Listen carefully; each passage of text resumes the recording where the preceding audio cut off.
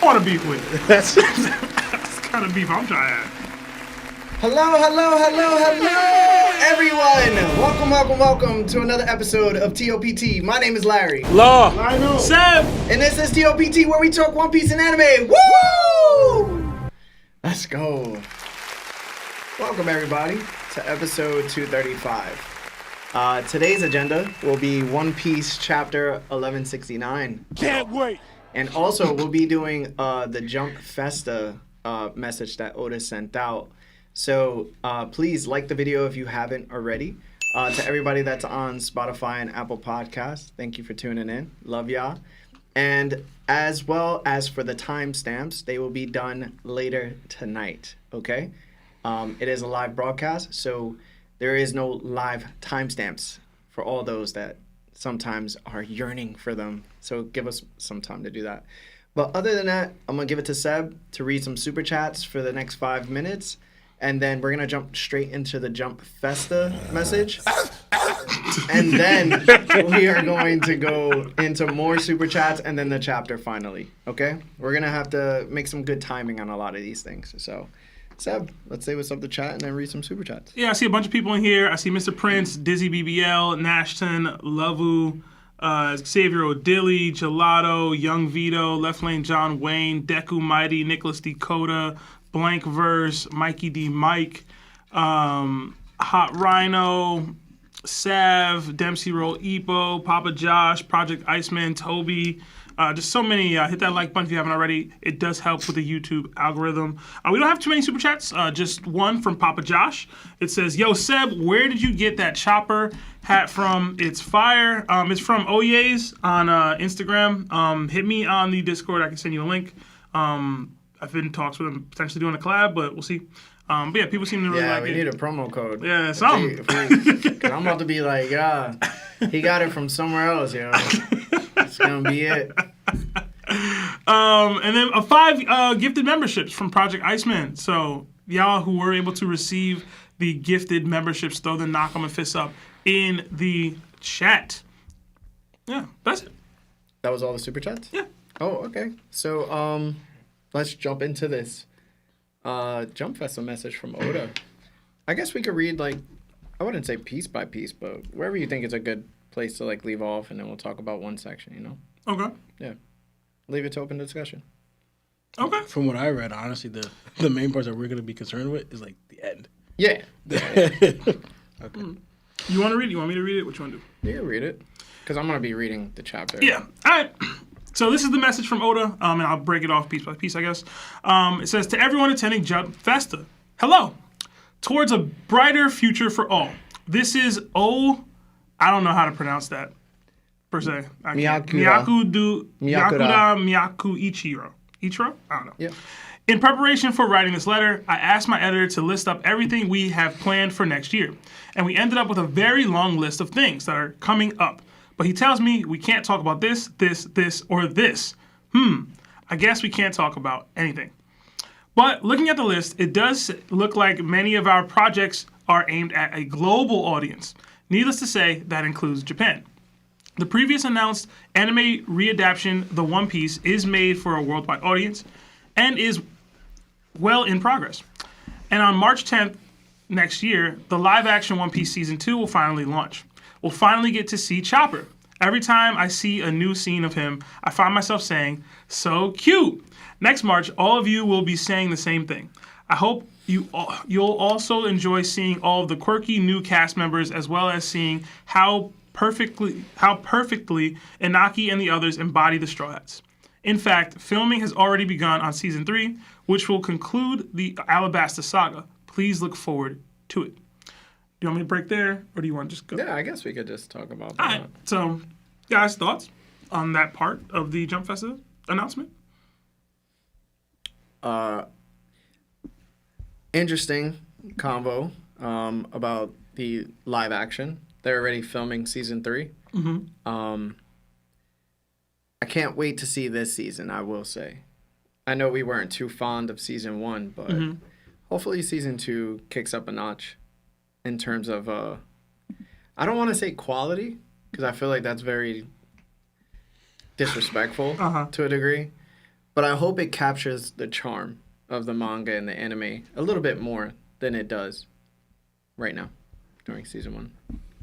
So Yeah, I agree with that. I mean, I don't know if you guys have any specific thoughts, but I'm more excited about this season than I was about the opening. I think more because, like Larry said, we weren't huge fans of the live action, but it did its job, right? It got people invested. It got people to start One Piece and stuff. And at the minimum, it wasn't a crash and burn, at least in my opinion. So it's like you can get better from there. And I think all the eyes, all the money, all the positive reinforcement that it got is going to help with that a bit.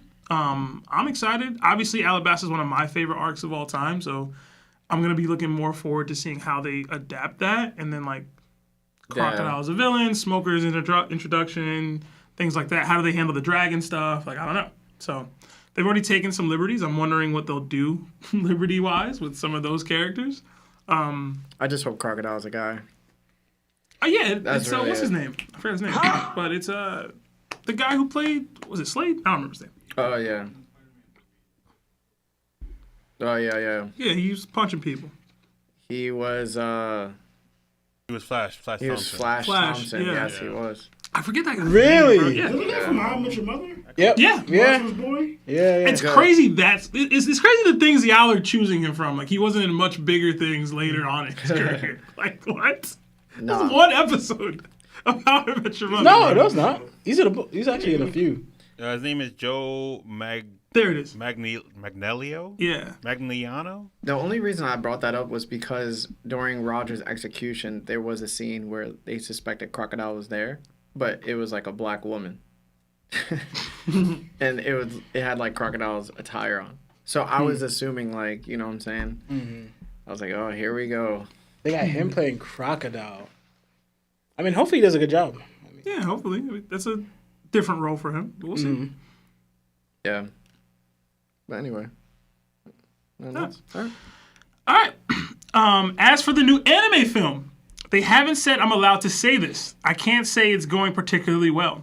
But maybe saying this will light a fire under everyone. LOL. But it's about something that I'm sure all of you will be very interested in. So I hope you'll wait patiently for it. So that one sparked a lot of conversation on the One Piece Discord and community as a whole. Everybody thinking God Valley. So I don't know if y'all are thinking the movie's going to be God Valley or if it'll be about something else. But that's kind of where people are trending with what that could be. It depends where Elbaf is going to leave off at a certain point. Mm-hmm. If they can get to the God Valley section and the movie does come out, I can see God Valley happening. Mm-hmm. I think I'm leaning towards more where it's part of the story the same way Film Red was, but it's not going to connect directly. Like, it's not going to be a direct adaptation of the manga, which is unfortunate. Mm-hmm. So I think I'm in more belief that that's what's going to happen. Okay. I don't, in all honesty, I think we're not going to get a God Valley movie because I think what Oda wanted us to see in God Valley, he gave to us in the manga. Even though we want more, I think Oda's kind of was like, all right, that's why he wanted to give. At the very least for now, if he's going to, I don't think he's going to showcase that in a movie. You know? He may jump back to pieces of it like in a flashback like he has done with other parts of his manga, but I don't think he's going to flush it more out in a movie. I think we're going to jump somewhere else here with the movie. What it's going to be, I don't know. I'm thinking if he's not going to go into the voice entry stuff, maybe that at this point. Or even, I don't know, a backstory with the band with the Burning Star for a movie. I'm not sure. It doesn't work with the seasonal anime episodes that are lined up either. Because it's supposed to be 26 episodes per year. Like, can you get to that point in the Elbaf arc to even get to the God Valley? Do you think there's 26 episodes worth of everything that's in Elbaf before we hit God Valley? Because we would have to wait until Christmas. That could be. No. That could be. You can squeeze that in. You can squeeze a lot of that in. You can. The whole beginning is them as fake toys and, you know what I mean? Like the Roto stuff. Like, you don't even... You could get through that in one episode, Loki. Like, you could. If you was really trying to make that happen, you gonna let that stop you? You said it has to be designated to 26 episodes? That's the max it can be based off of what it's saying for seasonal. To me, I think it's definitely God Valley. Because You're forgetting also the kids being kidnapped, Saul, the Owl School, You can get a lot of... Robin and Saul's meetup. Like, we have the possession of Gonko. We have the Holy Knights coming through. We have Shamrock talking to Loki. We have... there's no way 26 episodes could just fit all of that, Brody. You would have to separate the flashback from Elbaf. Y'all forgetting Oda a company man, bro. Somebody at Shueisha and Shonen and Toei was like, listen, you see the numbers Demon Slayer, JJK, and Chainsaw Man is doing by doing these canon movies. We doing a canon movie for One Piece, and it's going to be about this. And he said, cool. I'm telling y'all, that's what's going to happen. I think it's unlikely, especially what he says later on in this Jump Festa message. We'll see. Didn't the movie say it was supposed to be film black a while back? Wasn't that? That's not. That wasn't. I don't think his mic is on, Marv. Oh. You want talking to my mic? All I need is one mic. Testing. Oh, 1, he's 2? on now. Yeah. Okay. Yeah, he's better now. Yeah. Wait. So film black. Well, again, I just heard off word of mouth. Film black is not a thing. It's not canon. Like it was just. Film black. No. What are you watching? Yeah, I don't... No, that's what it said. The new One Piece movie was supposed to be called Film Black. Who told you this? I saw it on the internet. Which website, bro? No, on the internet. Thanks, bro. Very helpful. What? No, I typed in on Google new One Piece movie, and I was when people kept talking about Film Black. So I'm like, I guess that's a thing. I feel like they're just playing off because the last one was called Film Red. Maybe. And Film Gold. Yeah. I mean, that's what he's doing. But because I didn't think anything of it. I'm like, no, they're making a new One Piece It's movie. supposed to be about Blackbeard then? What else about it is going to be black? Hockey? I don't know. I don't know, man. Inappropriate, Lionel. What? Let's keep going. All right, and then to conclude, Oda says, since this is Jump Festa, I should talk about the manga on Jump. After what you would call a very long flashback, or at least a little glimpse into history that I'm sure has given you a different perspective on Elbaf, we ended things with a bang, and now things are about to get crazy. We'll get to the island that only the King of the Pirates had reached. Will we get to the island that only the King of the Pirates has previously reached? The man with the burn scar will appear. Characters who'd never met before will finally meet. Another pair of characters will finally come face to face. I think next year will be a year of encounters. The story will be moving at a breakneck speed. But since I've aged, much to my chagrin, I'll take the liberty of maintaining my own health as we continue sailing next year at the fastest One Piece speed. Festivities ahead. Get ready for a spectacular year. Eiichiro Oda. Mine is worded a little differently than one I had, but yeah. Yeah, what do y'all think about Oda talking about the pacing, what we're going to see in 2026 in the manga? I don't believe him. Not for a second. The dude's been talking about so-and-so going to come face-to-face for 5 years now, bro. Yeah. I don't believe the laugh tail part either. Mm-hmm. Yeah. Listen, I can see maybe Elbaf ending in the middle of the year. If he's going to be focusing more on his health and this movie and the live action, especially if it gets renewed for season 4 because season 2 was so good, he gonna have a lot of time just being used up by all these projects. Now, do we see the man with the burn scar? Possible. It could possibly be Arnold that we just haven't seen yet, right? Who's that? The guy that was first mentioned on Little Green. And I said right. Little Green? What's the actual island name? Little Garden? Little Garden. Little Garden. And also when we first came to Elbaf. Mm-hmm. Okay. But I don't think as soon as you meet the man with the burn scar, you're just automatically going to laugh tail. There's going to be other things that's going to have to happen in order. So basically he's saying, yo, Luffy's going to find the One Piece next year. Yeah, I don't believe him, bro. I don't believe that's going to happen, bro. I don't. I mean, he did say we speeding the pace up. We speeding we fast tracking this, and he mentioned his health as a primary reason. But to me, the health was like, yo, expect more breaks. Yeah. You know what I'm saying? Which doesn't help with that. Yeah. So, Yeah, I just hope it's not rushed or seems rushed, because that would do the One Piece, especially the community, and what all Oda has built a disservice, in while we're reading it in its prime, like the One Piece, because it's just getting better and better. If it feels rushed, it's gonna dilute what the whole story of the greatness that he's been building up. So I hope it doesn't happen here. If he wants to feel like I hope it goes through at appropriate time to get to Laugh Tale, whatever, because to me, there's still much left he has to uncover and reveal. If we're jumping straight to the Band with the Burn Scar, fine, but also to Laugh Tale, it's like, all right, but what about all the other stuff that the build up to that moment, It's just like, are they just stumbling upon the Man with the Burn Star, and then, the poneglyph, they decipher it already, find Laugh Tale, and just like that? Because, I don't know. I just hope it's not rushed, man. The only one worry I'm starting to have, and maybe it's just like an anxiety thing, is that I don't know if we're going to get the full Void Sentry story. Yeah. If we're really, doing things at a faster pace. We just came off of one of the longest flashbacks ever, and it was amazing.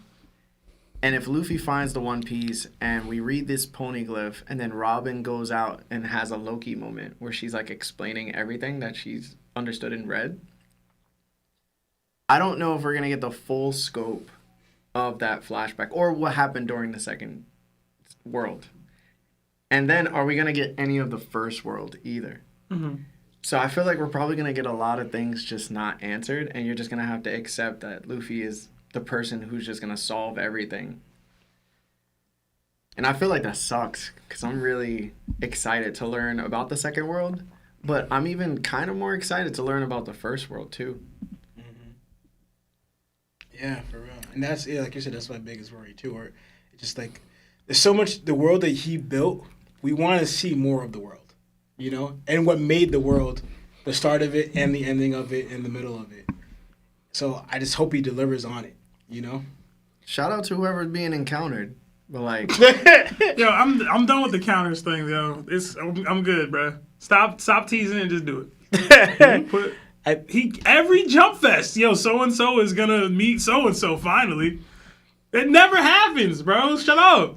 I know it's disrespectful, but I don't care. Just stop using that. I think we're so fascinated by history that the present's starting to dull up a little bit. And I think that's what's happening for me. Because I look back at Shandoria, and in Shandoria, on the Gold Pyramid, we had a depiction of a multi-headed snake man versus a guy who had a sword and shield. And it makes me think, during the first world, we had this large serpent, and we suspect there was somebody that held the Nika fruit or who was Nika at that time fighting the serpent, but then they lost. And it's even little glimpses like that on the Shandorian pyramid where it's depicting these two individuals, it lets me know maybe the serpent was actually a man, and then whoever Nika was, or Nika himself was fighting this serpent man, was kind of like a Joy Boy versus Emu thing, or Emu versus Luffy thing. So it makes me want to discover more of the first world, at least be told in similar fashion what happened, even though I know the result. And I just feel like that's going to take more than yeah. You know what I'm saying? And maybe I'm being too, maybe I'm being a brat. Maybe I'm being too spoiled. I mean, I love this story. It's a good story. Give me more. And sorry, and I was just thinking because Oda mentioned his health, and and I know, and it's a double-edged sword in a way. He's using, unless he's just getting tired of doing One Piece. I don't know. He's falling in love or in out of love of his own creation. But you're kind of seems like you're rushing because of your health, when you think you should probably take more time, slow it down because of your health, to make the story still great. And it's just I feel like it's you're taking breaks, but you're also going at a faster pace that might take away some of the story that you made. So that's I'm just I get your health is more important, but why are you sacrificing your show for it? But there's a better option you could do. Mm-hmm. That's why I'm questioning. That's why I'm I want to know why, with his health, why you're charging to rush things instead of just slowing it down. Yeah. I don't know. That's just my thought process on it. Yeah. All right. Let's read 5 minutes worth of super chats. Marv, is the internet good? Okay. All right. Yeah. Let's go, and then we'll head into the chapter. All right. We got 5 from Buzzgroove. It says the twins may be 2 of the worst power scalers I've ever seen, but it made for a great show. Hashtag leakage isn't advanced Conquerors hockey. Hashtag nothing but love. Yo, Larry and Lotto were going at it for like 2 You hours. just said that leakage is not advanced Conquerors. We're not getting into it. We're not getting into it. That does We're not not make any gonna. sense. It does make sense, but we're not gonna get into it. Lionel's right. I'm gonna tell you right now, panel wise and what it said. Lionel's not bro. wrong. Sure. No, if you read Sure, it, bro. no, if you read it, It's like okay. look at the pictures and read what Oda has written. Lionel's not wrong. I know. You know, Lionel was also scaling how big lightning was on the manga to consider if it's Conquerors hockey or not. So We gotta get through these super chats, y'all. Another 5 from Four Sword Style. What's up, top? Can't stay, but wanted to pop in and wish y'all, Marv, and everyone listening a safe and happy holiday. You as well, yeah, Four Style. thank you, man. Yeah. Another 2 from JJZ94. No super chat attached, but next time let us know your thoughts. Yeah, thank you. Another 5 from Felwinter Peak. It says, what would be a terrifying, interesting mythical Zoan to see in One Piece? For me, it would have to be the Cthulhu Devil Fruit. P.S. Cthulhu. Is that how you say it? Yeah, I'm pretty sure. Can you that's pronounce how it you again? Because I can't do that. say it. Cthulhu? Cthulhu? It's not Cthulhu? It's not how you I don't think okay. so. All right. P.S. Can Anika borrow a fry? Hello. Yes, dude. The gingerbread man. Oh, man. Mythical Zoan? Gingerbread man. Santa, bro. The control button.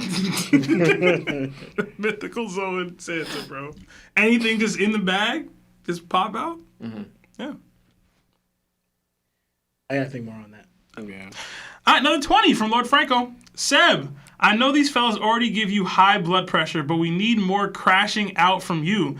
Larry got Roger at 97, Law got Whitebeard above rocks, and Lionel can't put the jack down. Laughing emoji. We need an intervention. Listen, we all had some takes, man. It was a good stream. It was fun. I enjoyed it. Yeah. I know we'll probably get more super chats regarding If you were it. upset that Roger was a 97, the only way you would have been happy if he was a 98, because he definitely wasn't stronger than the other 2. I feel like if you're upset about that, then you got bigger issues. So there's a It's lot, literally 1 point. a lot of things said during the power scaling stream. Literally 1 point. Another $1 from JJZ, but no super chat touched again. Bro, thank next you. time, let us know your thoughts. Let's do 2 more, Seb. Yeah. We got another 5 from Black Ghost. It says, if the OG admirals had Zoan Devil fruits instead of Logias, what fruits would they have? Purple tiger. Yeah, I was gonna say. Any moniker of animal that they have. Yeah, Yeah, I was saying- That's That makes that's no sense. literally That's what the their way it zone would would be. Good question, bro.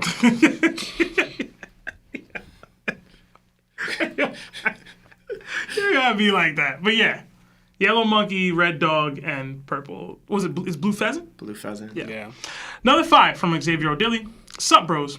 Do y'all remember the Giants had a shield that ate adult fruit? This was the early Elbaf chapters. No, that's not true. What was the ability? Merry Christmas, bros. Merry Christmas. It didn't eat a devil fruit. It was actually Big Mom who turned the shield into a homie. Yeah. Right? Yeah. Yeah. And whose shield was it? It was the cooks on the crew. I forgot his name. He's a part of the new Giant Warrior Pirates. Yeah.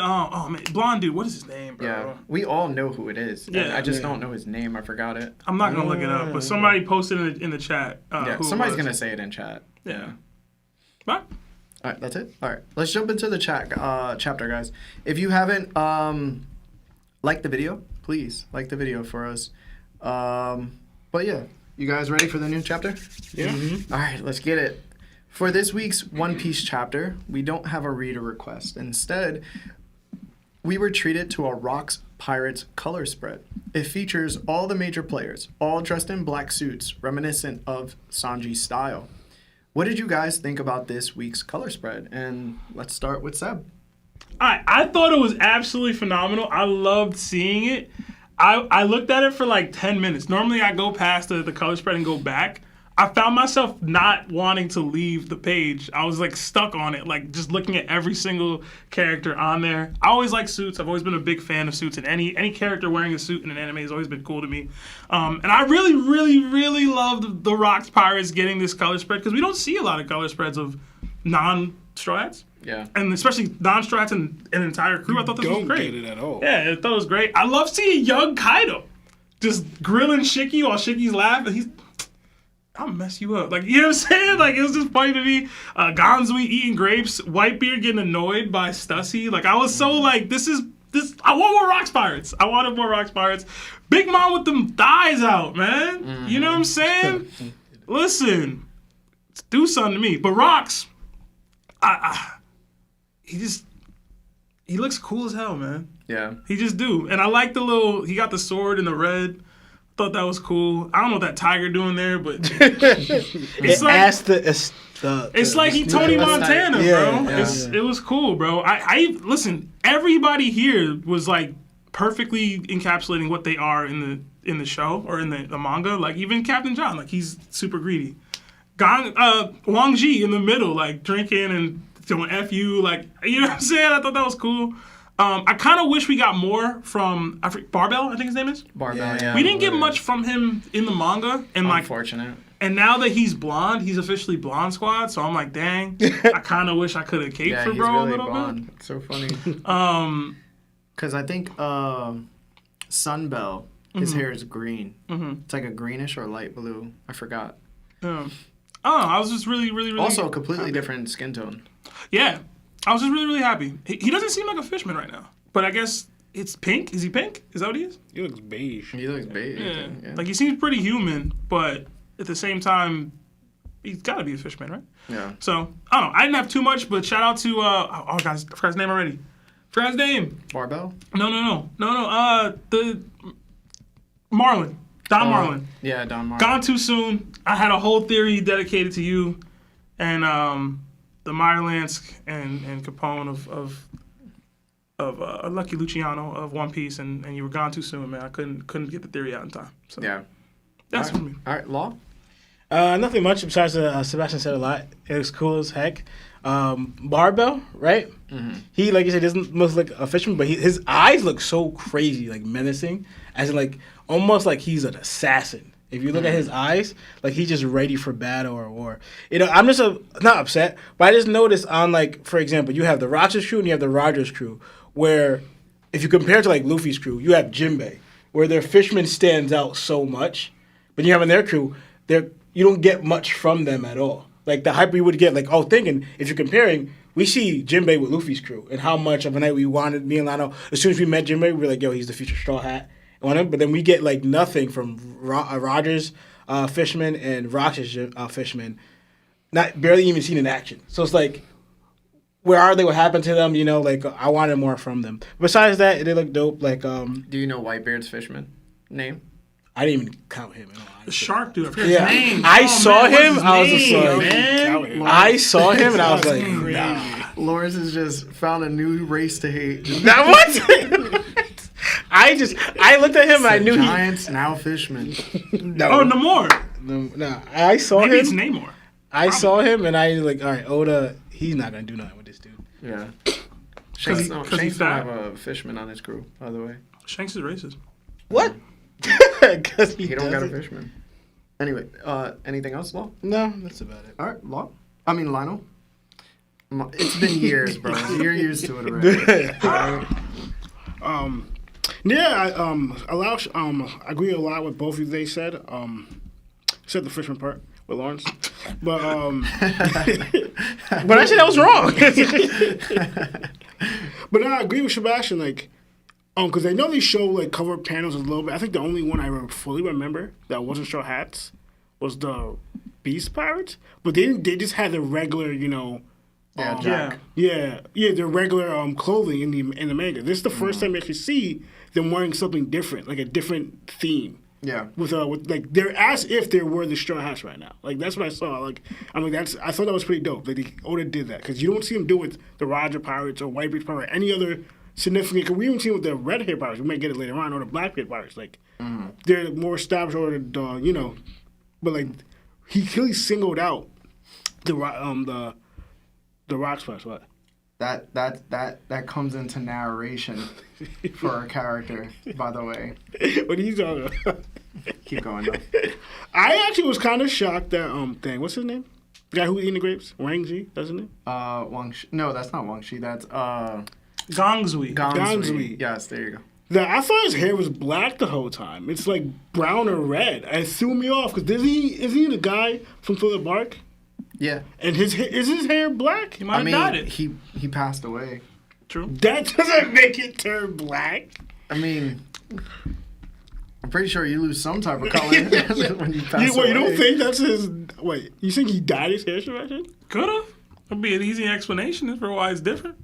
I mean, it could just be the anime not knowing. Yeah. They did the same thing with Rayleigh. Mm-hmm. But I also noticed that certain group have a similar theme color with their suits. Like some people wearing purple, some people wearing green, and some people are wearing like a bluish teal. Like rock, I don't know, it's not nothing, but I just noticed like they're all sharing a similar color theme to with a selective group. So I thought that was kind of interesting. You think they're going to prom? They're all Of all grown places, men. prom. Good one, Sebastian. Of You all don't think so? places. You really killed it. You don't think so? They clearly got more of a mobster vibe and Yeah. like type of stuff. I don't know what prom would do or anything, but no, yeah, this was one of my favorite cover spreads that Oda did. Honestly, it's probably a lot of people's favorites so far, but definitely just one of mine. But yeah, All right. For me, automatic wallpaper on my computer. It replaced the one I had before. Reminded me of the Strong World suits that the Straw Hats wore yeah. when they were about to link up and body our boy Shiki. Also, we've crowned Sanji as the flyest Straw Hat for years. But now that this exact fit has shown up being worn by all the Rocks pirates, here's the real question. Is Sanji truly one of the best dressed in One Piece? Or does this one fit carry his reputation? He styles the fit though. Like he does variations with the black suit. You know, I still think he's one of the best dressed. He's definitely the best dressed Straw Hat outside of maybe Robin or Nami. Yeah. But I do agree. Like I already said, if anybody wearing a suit, I'm rocking with them. Yeah. You know, so maybe the suit hard carry. Does the suit make the man? Does the man make the suit? That's it. the question. Yeah, that was it. You rock with anybody that wears a suit, Sebastian? It matters the suit. I mean, Yeah. Yeah, 'cause who are these suit wearers that I'm not rocking with? I guess it's the question. Kaku.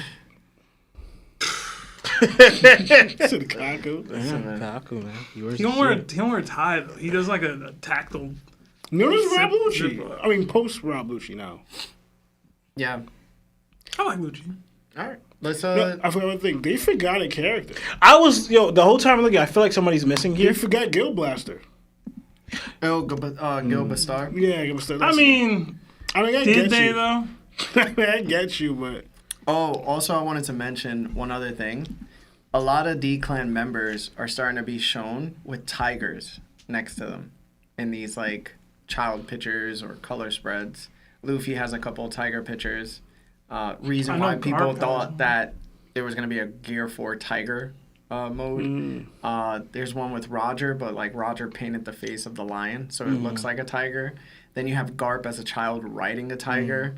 And then Ace, Sabo, and Luffy, when they were younger, actually fought a tiger together and like was standing on it. And then I think they tried to eat it after, yo, if I'm not mistaken. But I want to say something stupid. Luffy already has a tiger. Zoro and Zoro's animal avatar is actually a tiger. Wait, is it a tiger? Am I wrong? I'm about to say, but I think I'm wrong actually. yeah. But it's an interesting little fact that tigers might be linked to D-Clans a little bit. But anyway, let's do 5 minutes of super chats, and then we're going to jump right into the first part of the chapter. Okay. All right, we got another 5 from Mr. Friday. It says, man, that top 30 stream was so hilarious. It was fun to see how y'all interact when lit. I'm afraid the twins are going to dominate the worst takes list. They killing y'all, man. They killing y'all. They don't have our vision. That's the point. Hey, yeah, I didn't have my vision on Odin. Look what happened. There's been no change. Another 5 from Press Adapt.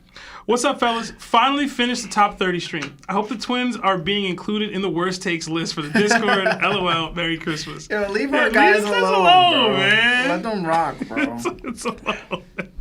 Number 2 from Ragnar. Post 1169. Does y'all ranking of Herald and Loki change? No. Nah, not just yet. Yeah. That's why I asked about are we doing Dami Reverse Rocks or whatever.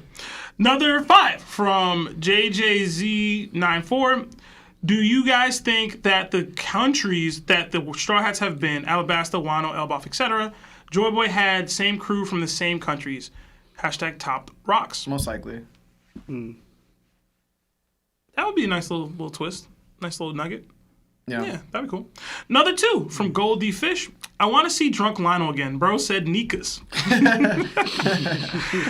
Another 2 from Dior Paid. I think he means we'll see Lodestar. Okay, so I read into that a little bit. I'm pretty sure other people have been to Lodestar, though. Because that's the island you go to find out that you need the road pony list, right? Yeah, but it never said somebody else found Lodestar. But unless Roger was like, yo, everybody, you need the road pony list. After I got here, how would everybody else know that? You know? Yeah, it was never mentioned that somebody else found Lodestar. Yeah, maybe. Another 5 from Reggie J. So Mihawk a 92, Zoro a 90, and Luffy a 94. Crying emojis. Zoro is above Mihawk now, 100. No. And I disagree with most of that, so no. Another 5. No one in our thing said that. Yeah, I don't. Did anybody give Mihawk a 92? I don't think so. Did you? I don't think I went that low, no. Yeah, I don't think anybody went that low with Mihawk. I could probably I don't remember. peep game, but Yeah. I don't think so. Yeah. Another 5 months at Warlord status from Don Pablo. What are the odds that Usopp actually gets a meaningful power buff by the end of Elbaf? Bro's already a brave warrior of the sea, just needs firepower. Yeah, I said 92 on Mihawk. You did you? I didn't even clock that one. You think Usopp's a brave warrior of the sea already? It can be argued. Can it? Like we have supporting that? Brave is subjective. Is it? Yeah, Usopp's done brave things on the sea. Let's do 2 more. Another 10 from Reggie J. Larry, stay with accurate Mihawk takes, and if Mihawk a 92, I'll take Zoro as a 90, but 90 is still crazy. This was supposed to be my first super chat. Okay, so this is what he meant to say the first time. Sorry about that, Reggie J. I didn't peep. Yeah, I mean, we kind of talked about the Mihawk thing just now, but I think Mihawk's a little farther than 2 levels above Zoro, but that's my expectation of him, I guess, more so than anything he's done. Another 10 from Black Ghost. If you guys had the option to add a new form of hockey to One Piece, what would it be, and what would you call it? Also, love the pod. Been listening since Gear 5 was introduced. Thank you, and welcome.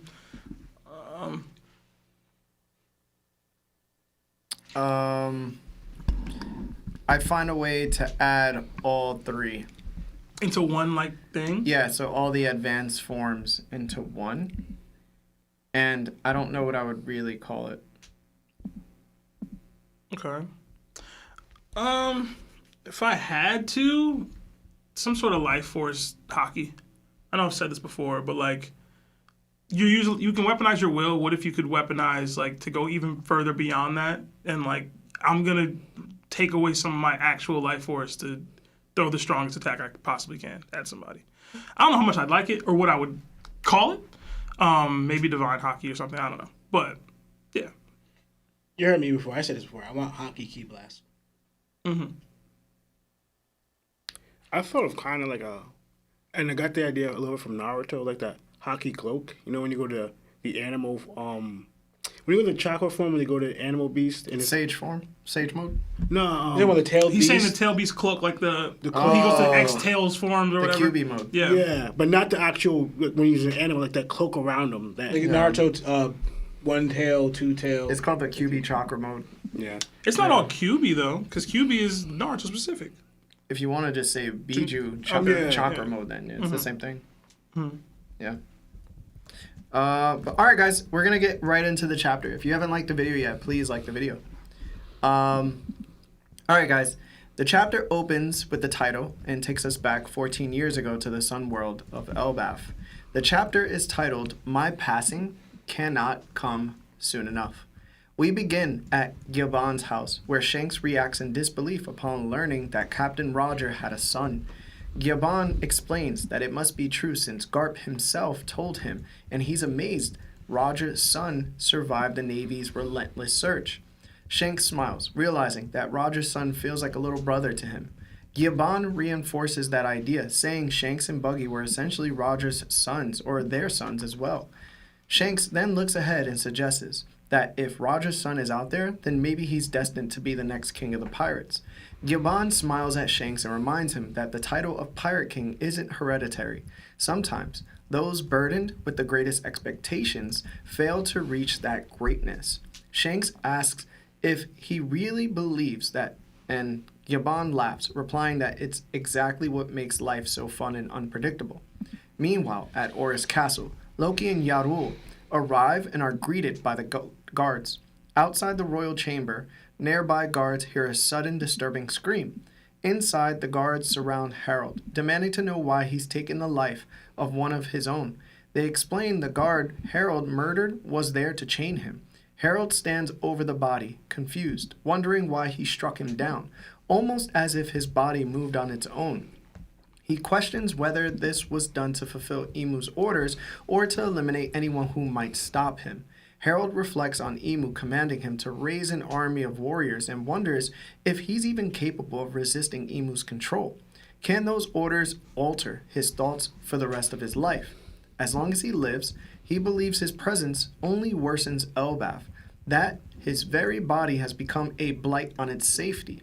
He realizes that every decision he made to join the world government was meaningless. 140 years of his life wasted. Harold wants his life taken away. He yells at the guards to take his life, leaving them stunned. He refuses to let Elbaf be enslaved and urges them to hurry before it's too late. As the guards hesitate and question him further, Loki suddenly kicks the door open and greets his father, only to see Harold impaled by the guards. Loki demands to know what's going on. As Harold hangs there, he realizes the truth. He really is immortal. He can feel his body regenerating from the wounds. Desperate, Harold grabs his blade and tries to resist, begging his men to run for their lives. But his body moves again, and he swings, murdering those around him, and they can't hear any of his warnings.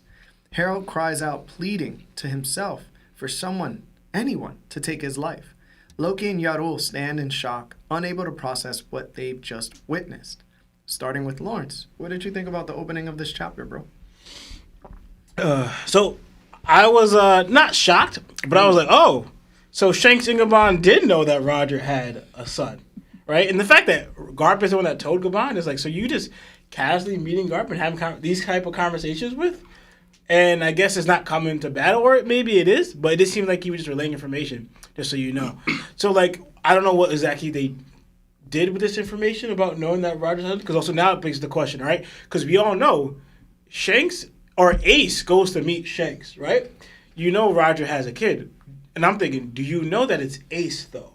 That's the only question I have, right? Because I went back to the chapter, and I actually found that chapter. So the chapter is 552, right? Shanks meets Ace. Shanks meets Ace. Mm-hmm. It's a little the flashback going on to it, like repeating that. And it's going to the part where even you have, while Ace is coming up, people are reading about him. Yo, who's this rookie? He's moving very at a rapid pace, like too fast, and everybody for his own good.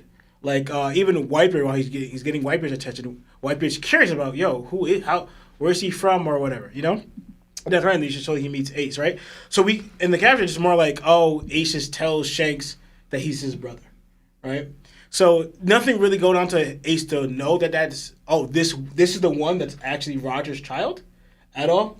Oda didn't give us that, you know? We don't know their full conversation either, because that was the manga. I mean, the manga ended it there. The anime gave us more, but I don't count what the anime said because they filled that in, you know? Because mainly once he found out, oh, you're Luffy's brother, we're drinking, and then they moved on to the next thing. So I would like to know the perspective of if Shanks knew actually that Ace right there, that is Roger's son. Doesn't the Ace novels allude to that? I don't know if it's. I mean, they're not accurate for real. I was going to bring that up, but in my thing. Yeah. So that's all we got from it there. So, yeah. And what Gabon says about that, I wonder who he was thinking about. The person who had great expectations put upon them, they don't live up to that. You know, we can see that not necessarily a theme in One Piece, but it's more like because we all know One Piece is filled with broken dreams, failed dreams and broken promises. So it's like even if people try to, it's like the way the world is, things don't always work out in your favor. It's kind of like it's that you're kind of like the chosen one. It doesn't really end up for you, you know, right? And now moving on to Harold's situation, right? I thought it was so interesting because when he was saying to himself, like, why did he do that? And I'm like, are you forgetting that you're controlled, right? But I didn't realize what he was talking about then to the point where, like, he's consciously fighting back. And he's not necessarily disobeying an order here, but he's realizing the grasp that Imu has on his entire body. Even the order that he gave you, anything that surrounds him not completing that order, his body will automatically go against, even striking down someone just to chaining him to the wall, right? So I was like, oh, snap. So that's like a deeper hold. And we're going to see later on how much it goes on to, like, Harold, that he's realizing, like, even mentions, will this even alter my thoughts, right? So so to me, that goes even, comparing to Dami Versi, this is like a stronger hold to me than Dami Versi does, because as it's moving your body in Dami Versi, you're in your conscious or whatever your is. But I know you didn't get that part, but I'll get to that later, but I'll go to that when you get to it later. But yeah, so I just think it's a stronger bond what Dami Versi does, as in how much you're under Imu's command, you know, to the point where you can change your character from what Harold is saying. And then the 144 years down the drain, it's just crazy to me that Harold, you're just now realizing this, you know, like. It took to the worst possible situation for you and far beyond too late for you to realize, oh, who I'm dealing with, they weren't going to honor anything. All my life is wasted going after them. When you had so many people, so many signs telling you this, right? Because it wasn't just like rocks, too. I think even, I don't know if it was a conversation with Garp, but it was showing that, like, all right, these people, and even the people under Imu in the world government, not even just the knights or whatever, they would show this resistance against you where you're able to conduct yourself, like, why is it so hard, right? But the thing is, like, it's showing, like, if you're not them, you're a slave to them, you know? So it's like, it took you to literally become a slave and then for you to wake up from it. But now you're not woke because literally your body and mind is captured in this nightmare, you know? Because you see it time and time again when Imu does this stuff like that, like King Ruku, somebody wake me up from this nightmare. You're mentally, like, you're woke from it, but now you're deep in the nightmare. You're living the nightmare that you've so long kind of like fought against for Elbath. But now you have to carry it out because you're a slave to it. So it's like, Harold, it's just crazy, like, lack of discernment you are at this point. That's all I have for now, in all honesty. All right, Lionel. Sorry. Actually goes into what Milo's been saying for a while, that and the fact that Shanks kind of says it himself and viewed it himself, that Ace and him are like brothers because they were raised by the Roger Pirates. So it was dope for him just to say it. Honestly, I just thought that was cool. Now the whole Ace, Shanks knowing who Ace, being Roger's son, I don't think he did, going off obviously the story where we know that. In fact, he just found out now, and Ace is 8 years old at this point. He never meets Ace until Ace is 20. And the time he meets him, he sees this person coming into him, and, like, you know, Shanks has his guard up. Then he tells him, I'm Luffy's brother. That right there kind of cancels out possibly you thinking that's Roger's son at that moment, because you know Roger didn't have two kids, to your knowledge. They said he had a son, and now you feel, oh, that's Luffy's brother. Now the only thing that gets me a little bit is, again, the name. Whether they know Roger's sword's name or not, that always bothered me. If you're aware of, like, you know, the name blades and stuff like that, like you people say, even fodder be saying, oh, that's Cavendish name blade, it's this name. Like we find like, Cavendish? Yeah, You're talking about yeah. his sword? Yeah, Like, we didn't find it by somebody significant. We found it by some random people saying it. Yeah. So I'm guessing some people are knowledgeable of the name blades. Yeah. And that's always bothered me. Or you hear somebody named Ace, and now that an Ace name is tied to the name D. How do you not think that's possibly Roger's son? That's a No, I get you. far-fetched thing No, to no, say. no. It's fine to think. You can't But be again- like his confirmed now. I know, but You know what I mean? I would start thinking that because that's the very coincidence. You know, Roger has a D, and you know that his sword was named Ace. Okay, but how would you prove it? What? How would you then, if say you come to this assumption, right? You say you have this train of thought. How would Shanks go about proving that is Roger's son? My thing is we don't know how much people credit the magazine, whatever, but Otis still wrote it, and he said it's canon. But Shanks does figure it out later on, having a conversation with Ace. That he starts realizing, that's actually Roger's son. They said that he have a conversation with Ace, and later on when Ace leaves, he starts actually thinking and meditating after the conversation. Then he comes to the conclusion, no, that was Roger's son just now. Like that's what, again, I don't know fully on. Like you have to ask Oda how credible is the magazine. I don't know, but that's what I thought. Like because also if you even talk to Ace, and you bring up Roger, you get me? Like Ace always shows emotions, like some type of like facial expression about his father. He's been doing it since he was a kid. So like if you bring up Roger or whatever, or ask assumption, like I'm not saying Shanks is gonna straight up ask Ace, is Roger your father? Like I don't think he's gonna do that. You could, but off that, Ace is gonna have a reaction. They would have been fighting. Maybe like legit. So that's when like just little things like that. Again, I could be like crazy just thinking of it. I'm just like that's too much of a coincidence. Yeah. D in the Ace name is like that's two links right there. Mm-hmm. And plus around they again find out his age. Like if you do the math, and Roger did said, "I'm going to have a son." Like he said to his whole entire crew, he said that. So like.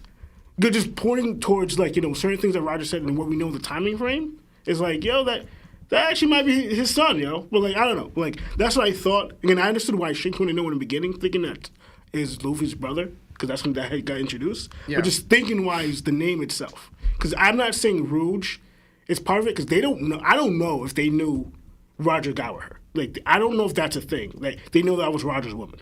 That I have no idea. Yeah. And if that was true too, they knew that then. It's just point blank right now, but yeah, that I just leave it there. So I don't know, but I just thought that. But the expectation things, I was thinking, I wonder, because that could be so many different understandings, interpretations. As in, like, are you talking? Cause when he said that, I thought of obviously the obvious, Odin and Momonosuke. Momonosuke, yeah. But I also thought of, are you also going to the potential that person had, like with Ace? Ace's potential could be as great or greater than Roger. But his flame got snuffed out already. So you're going by, you're not reaching to the greatest because you couldn't make it because you ended up passing too early? Or you just aren't this great a person as your father was. So I was thinking of that. I wonder, and like, you start thinking of who are the characters that he's referencing at this moment. And again, we don't have to fully go on with his knowledge. That could be just a general information that we know in One Piece and the people we know now and their children. Yeah. So that's what I thought. But it was just interesting and how who we're going to think of off this aspect when he said that, knowing that's true. But now, like, he said it, it's not bolded, but, like, it is true, though. We know some people we expect it to be this and they're not. So, like, yeah. Most of my stuff for Harold is a little bit towards the end. I mean, not the end, but, like, later parts. So you want to save it? Yeah, I want to save it because I feel like it will be too brushed. So I'm just going to wait for that. Okay. So you're finished? Yeah. All right, Seth?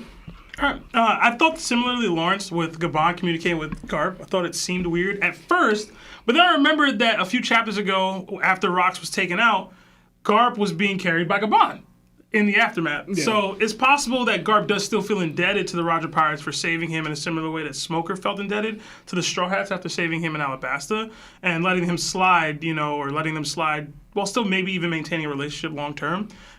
Because, let's just be real, they could have left Garp. Yeah. Like, they had no real reason to save Garp, but other than maybe Roger told them to, like, who knows? To me, it's funny that Shanks thinks of Ace as a younger brother. Assuming Shanks did realize at some point that Ace was Roger's son. I don't know what the timeline. I tried to look into the One Piece magazine and the novels as well to see if there was any confirmation there, but that means him trying to stop Blackbeard and Ace from clashing is an even bigger moment to me, because that's not just him trying to stop the shifting of the era. That's Shanks trying to protect the little brother that he never really had a chance to know on some level. Gabon's words to Shanks ring very true both in real life and in the manga. We often see folks like Ace as wasted potential, but in reality, it would be borderline impossible for someone, even Ace, to actually become the king of the pirates, given all that you have to do that. So many factors outside of his control for that kind of a title, it just makes it really, really difficult. For every legend we see every person we see rise to the potential of a legend, your Kobe's, your LeBrons and things, they're still chasing the shadow of Jordan. They're still chasing the shadow of this other legacy that came before them. And in Ace's case, he didn't even want that. So it's just kind of funny. Like, Gabon speaks like, hey, people are bestowed these like expectations. It's like sometimes you don't even want it yourself. Yeah. Technically. And even when you do want it, sometimes it can really be impossible or borderline impossible to get it. You see, there's way more kids out here than there are Luffy's. You know what I'm saying? I also made me wonder if Shanks thinks back to this conversation at all when he met Ace, when Luffy ate the Nika fruit. Like, this whole conversation is like kind of geared towards pivotal moments in time, like people living up to expectations and who'll be the next Pirate King. Does Shanks think back to this conversation at all? Did he think back to it at all when he started interacting with Luffy more? During the same conversation a few chapters back, Gabon refers to Shanks as a child of destiny. And I really wonder how much Shanks realizes he will impact the shaping of the entire world with his actions, if he does realize it at this point in the story already, because he seems so young. He seems so just like joyous. Like, we get to more of him later in this chapter, but look at how like boyish he is in this moment. He looks like Luffy. He's like smiling and looking up. He's all happy. I'm like, yo, like the Shanks we see now is a little more grounded in reality. Rugged. Yeah, but I mean that comes with age. I don't know. I really liked seeing young Shanks like that. Shifting to the Herald piece of it, my immediate thought process was, I wonder why Imu doesn't outright limit your ability to speak, or if he can or can't. You know what I mean? Because I feel like if I'm controlling somebody's actions, but they can still speak on those actions, it doesn't help me much. He wasn't speaking when he got impaled. Those were actually like inside thought bubbles or the voice of all things. So what I was speaking to more specifically was him saying, "Quickly take me out." Oh yeah. I'm like, yo, you can't. No. I don't want none of that. I don't want none of that. Don't tell anybody to chain you up. Don't tell anybody to take you out. Hurry before no. I don't want you saying nothing. I'm controlling you. It's progressive. Yeah, it does. It does. Yeah. So I was just thinking, I was like, yo, stop that. Like, I'm not letting you say a dang thing. Also, it's a middle covenant. You know what I'm saying? True. Yeah. Something Lauren said kind of triggered me a little. Not triggered, but it made me think of something. You said, why didn't Harold realize it sooner? And I think maybe you saying that was a little too harsh to me. But in general, Harold is reflecting back on his life, and he says that he's wasted it. And I think that that's unfair to him, personally. And I know a lot of us rag on Harold for decisions that he's made and actions he did or didn't take in regards to his decisions here. But, like, I wouldn't say he wasted his life. The actions that he took, as sad as it's come to, they did ultimately benefit Elbaf, for the most part. They had the famine. And him being the diplomat and changing his ways was allowed for the entire nation to get fed from outside sources. That was diplomacy. That was a requirement or something that required him to act in the way that he was acting. And he unified Elbaf. Like that, those things wouldn't have happened if he didn't change his ways. And he went too far in how he did this thing. But even just the view of the giant society as a whole is looked at in a positive or more positive light now than it was before he was king. Yeah. Like, they have giants in the Marines, and I know the Marines are just like foot soldiers for the world government, but odds are those giants that entered the Marines have helped people You know what I'm saying? They probably help people defeat pirates and stop crimes from being committed on regular civilians. So I don't know. It hurt me when he said it, and then it hurt me again when Lawrence was like, "How he didn't realize this?" I was like, "Dang, bro, he did some stuff. Did some good things out here." Can I say something? Hit me. I was gonna say you're not wrong, but even that notice though, that time where he like, all right, yes, he was doing his diplomacy with the other countries and kingdoms and stuff that helped him out, right? He didn't need the world government to do that, because that's even before he even like was even on their radar to be in favor. He got that all on his own. Yeah. So I applaud that, because he showing right there what he wanted to build up. You didn't need the world government to do that. Rox would have been okay with you doing that. Rox didn't stop him from trying to do that. Rox was telling him, don't align yourself with these people because they're going to use you and turn you into slaves. But Rox never said one thing about him going to other countries and kingdoms and doing what he was doing, because that was okay. True. True. But it's a part of his life. It's a part of he was like, oh, I wasted all of this. And it's like, wasted was tough. It's tough for me to hear. Yeah. It's tough to see him come to that realization and not still at this moment think, okay, I still did good here. Yeah. Like he's encapsulating it all, thinking, "Oh, I messed everything up," which I mean, he ain't entirely wrong either.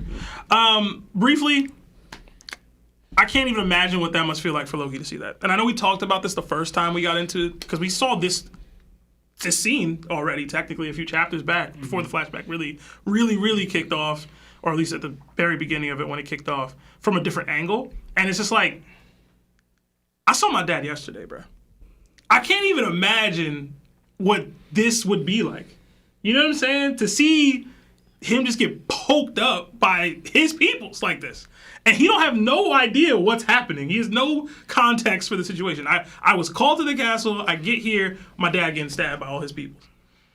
Like, what? What? And then Harold just on one. You know what I'm saying? Like, he don't know what's going on. So Jarul, same thing. Like, the shock on their face is so wild, and it's always funny to me when I see Loki with the bandages over his eyes, because like he's seeing this, but he ain't seeing it. But that's really it for me. I'll pass it to you, Larry.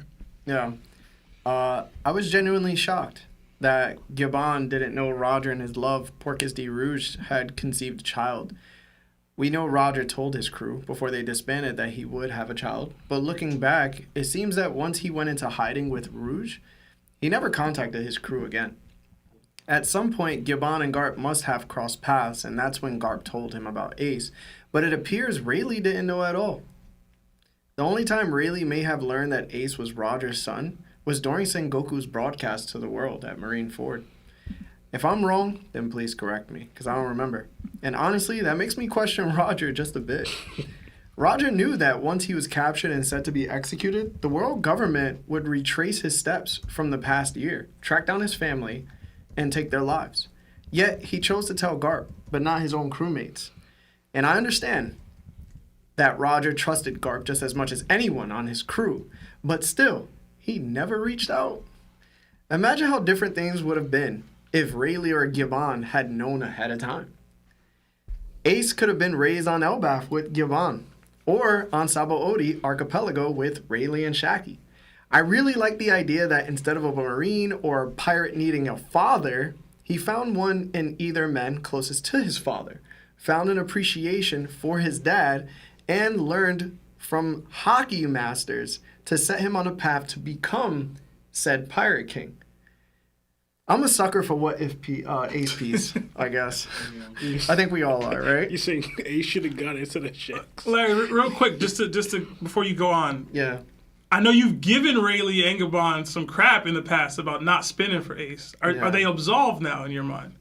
I don't think so, no. Okay. Because Rayleigh was still relatively close enough, I guess, to Marineford. Gabon not. I think it's just I always look at characters from an aspect of my choice. Mm-hmm. So if I look at you guys and you had a son and he was at Marineford and I had the abilities that I had to go, I probably, as soon as I heard it, I would have been on my way. Mm-hmm. And I know that Rayleigh has swam through the Combelt. It took time. It took days. It took time, but I know that he's fit enough to make the journey if need be. Mm. So I'm not going to sit here and be like, nah, you know what I'm saying? But anyway. I want to add the things, and for like Larry's perspective on that too. One thing I want to add, to me, if Gambon knows this now, right? This Lionel said earlier that Ace is 8 years old. Shanks knows this. To me, there's no way this information from these two doesn't reach Ray.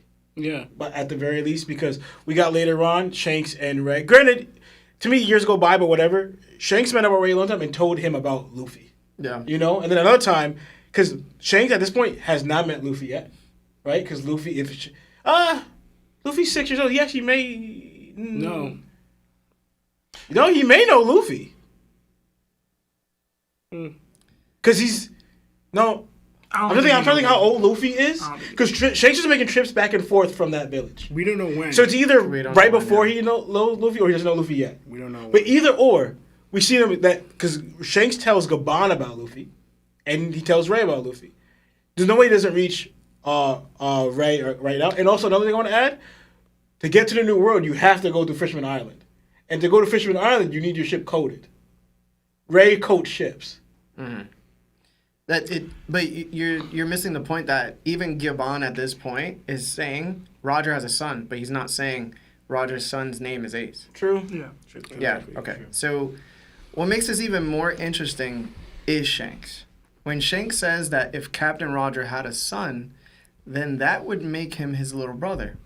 It casts Shanks' actions throughout the series in a completely different light. Did Shanks know Ace was Roger's son? Personally, I don't think so. It was an incredibly well-kept secret, mainly between Garp and Gabon, and like I just mentioned, Gabon didn't say he knew the name of Roger's son. Even Dadan didn't know Ace's lineage, despite being blackmailed by Garp into taking care of both Ace and Luffy. Please correct me again if I am wrong. Ace eventually sought out Shanks himself, like Lawrence mentioned. When they first met, Shanks immediately grabbed his sword, reacting as if he was ready to fight, until Ace mentioned that he was Luffy's brother, not Roger's son. Only then did Shanks relax and light up, eager to hear more about him and Luffy's adventures.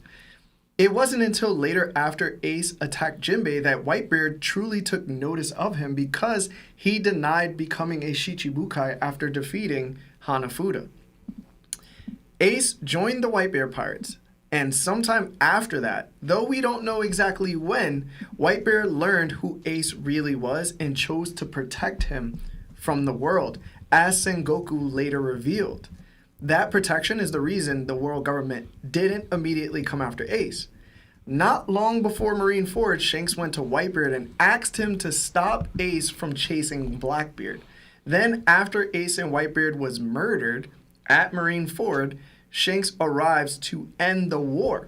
We know Shanks was already on his way once he heard Whitebeard intended to save Ace, but that raises the question: did Shanks finally put it all together right then and there?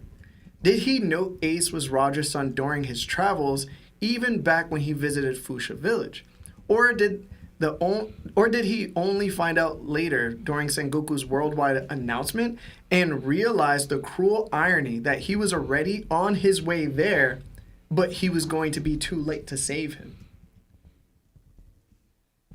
All of this is heartbreaking. It is, and it leads directly into Gabon's words to Shanks about the title of Pirate King not being hereditary, right? I'm going to take it a level deeper because you guys made some good points. Gabon says sometimes those with the greatest expectations placed on them fail to achieve that greatness. I can't help but feel like Gabon wasn't just talking about Ace. He was talking about Shanks too. The expectations placed on a young Shanks to one day replace Roger, as stated by Buggy, growing up under that shadow was hard. I wonder if those words stayed with Shanks. Did he see himself as a failure or fear becoming one? Because when he finally learns the truth about Ace, he's too late to save his little brother. All he could do is bury him. After already warning Whitebeard, after already trying to change fate, Ace still passes away, and Shanks is left wondering if things could have been different had he acted sooner or known sooner. Maybe he feels like he failed Roger. But more than that, he probably feels like he failed himself. He could have done more. And just like Gyoban said 14 years earlier, sometimes those with the greatest expectations placed on them fail to achieve that greatness. In that way, Ace and Shinx are tragically similar, both unable to live up to the impossible weight of the greatness the world expected from them. It was so heat. Anyway, I really like that part. There's something about Harold's inner monologue that I find incredibly interesting too. So, under the Depth Covenant, Harold is clearly being controlled by Emu, and the question he asks himself are telling. Why did his body move on its own? Is he incapable of resisting Emu? Can his thoughts be altered? Will this control last his entire life? Is he unknowingly just carrying out Emu's orders by taking the lives of his own men? As I was reading this, one thought kept coming back to me. Did Emu find a way to bypass Haki? We know it's the core rule of One Piece that Haki can overcome Devil Fruit abilities, right? The only way a Devil Fruit isn't overridden is if the user's Haki is equal to their opponent's, effectively canceling each other out. But here's the thing. Harold isn't utilizing his Haki at all during the sequence by choice. This makes me wonder, what if Emu, through these covenants and Domi Reversi, engineered a method to bypass that weakness entirely? The brand itself could act as a Haki suppressant. Once you're branded, once you're bound by the covenant, Emu can hijack your will, preventing you from effectively using your Haki to resist them. You're not weaker physically, your will itself is compromised, which is something I theorized with Rox and his inconsistent Haki feats and Domi Reversi. If that's true, then maybe the only way to counter a covenant or Domi Reversi is through an outside source. Someone who isn't branded, someone who can impose their will and Haki onto yours, overpowering the control without being suppressed themselves. That could explain why Roger and Garp were able to pull Rox out of Domi Reversi. And it might also explain how Joy Boy's Haki knot forced the Gorosei out of their transformed states. If you wanted to make a similar analogy from another anime, it's like Naruto and Genjutsu. Usually, if you don't have like Kyuubi or like a Biju inside of you to knock off the Genjutsu, you have to have somebody else insert their chakra into you in order to get you out of the Genjutsu. And here's where it gets interesting. Maybe Joy Boy's Haki didn't completely break the Gorosei's covenant, but instead reversed it one step. So maybe they're at the top covenant, which is the Abyss, I'm assuming. Joy Boy's Haki knot basically brought it down to the Depths covenant. So if the Gorosei are bound by a deeper agreement, what we might call the Abyss covenant, then Joy Boy's Haki knot could have knocked them back down to that Depth covenant I just mentioned, rather than ending the control entirely. And if that's the case, then maybe Joy Boy's Haki simply wasn't enough to fully stop it on Egghead through Emmett's Haki knot. And if that is true, this could be how Joy Boy ultimately lost. It made me think back to our conversation, why Emu should be over Joy Boy or Joy Boy should be over Emu. I think Joy Boy understood the covenant. I think he tried to counter it. Just like Emu uses a brand to control people, Joy Boy may have created one of his own to protect his allies from the covenant. Just like Emu uses a brand to control people. Yeah. That brings us to the mysterious X, that mark that appears on Luffy's arm in Gear 5. What if that X is Joy Boy's counter brand? A safeguard meant to prevent his allies from being taken over by the Domi Reversi or a covenant. It would explain why Emmett also bears an X on his arm. And we've seen this symbol before, long before it was ever important, right? Luffy gave his allies the X like Vivi during the Alabasta arc without Luffy fully understanding why. What if the Devil Fruit itself, the Nika Fruit, having a will of its own, was acting through Luffy's subconscious, planting a precursor to what was coming long before Luffy understood its meaning? Ultimately, guys, what I'm suggesting is this. Joy Boy may have been tricked into receiving Emu's brand somehow. Even if Joy Boy's Haki was stronger, Emu didn't overpower him. They deceived him. And once bound by the Covenant, Joy Boy may have committed acts under Emu's control, destroying the ancient kingdom, taking the life of Poseidon of his era, becoming remembered as a destroyer of worlds to some instead of its savior. These are all thoughts I'm just considering. Maybe Joy Boy eventually realized it was over. There was no way to remove the brand he had received from Emu, this hockey suppressant. So he prepared for the future instead, leaving everything to someone else. Or maybe, like Harold, he had someone he trusted to take his life before the Nika Devil Fruit could fall into the world government's hands. That someone, leading to what Lawrence was talking about during our top 30, that person who probably took Joy Boy out could have been Ryuma, possibly his rival if they lived during the same time. And when the Devil Fruit later reappeared in Wano, the people of Wano may have honored Joy Boy's final wish by bringing it to Elbaf for safekeeping. That would explain why no one on Elbaf ate the fruit for 800 years, why it was protected, waiting for the chosen time, or the chosen one.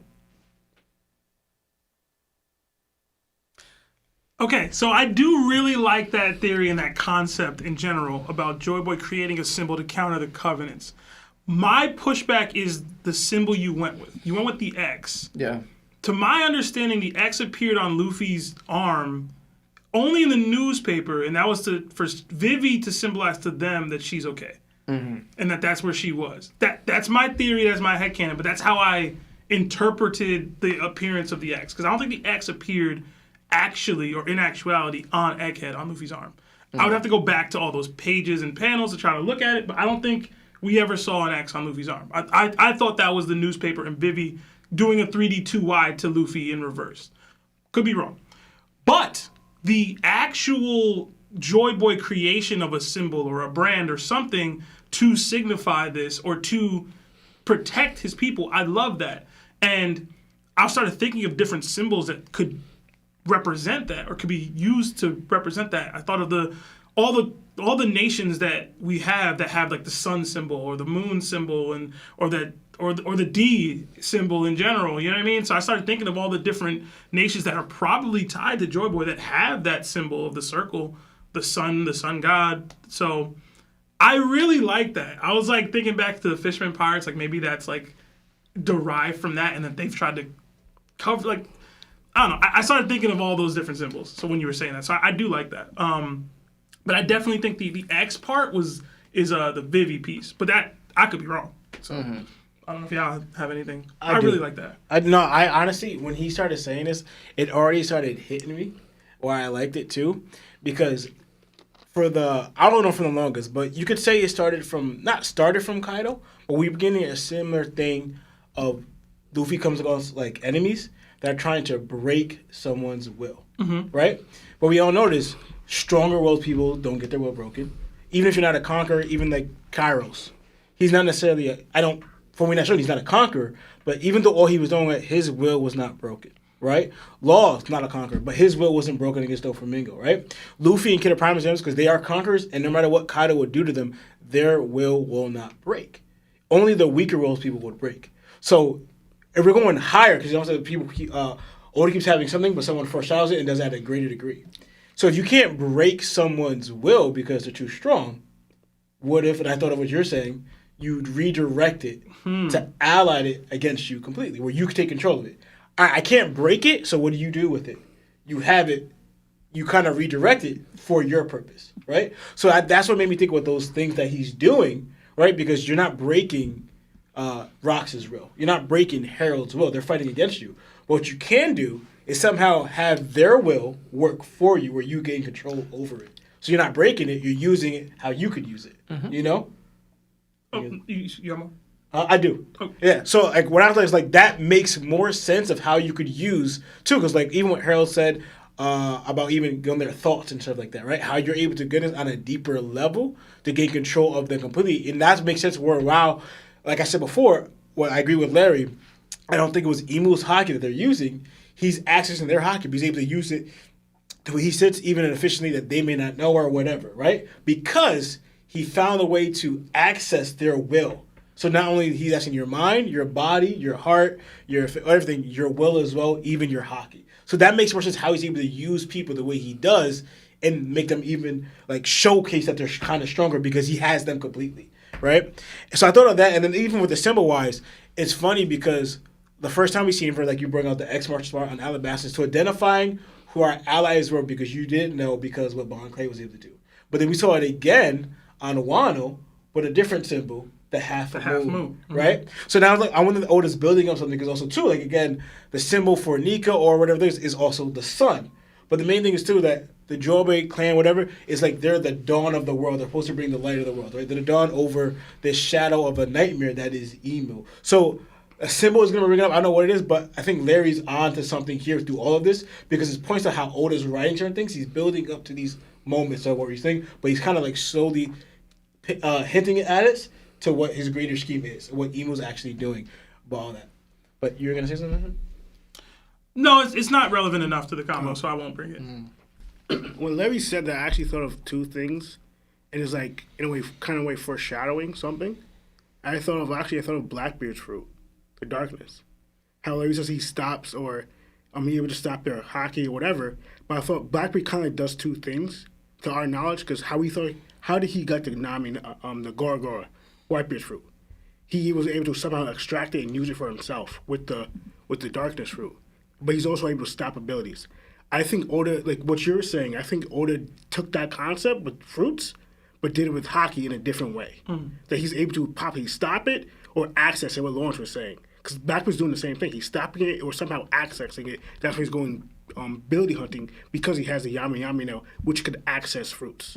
And Emo has the same thing. And if when you said the mark thing, I thought of, in a way, that's another foreshadow of, like, pretty much the slave mark that the Boer sisters got. They get a mark on them to be pretty much marked as slaves, just like how it's in a different way. The Covenant, you get marked.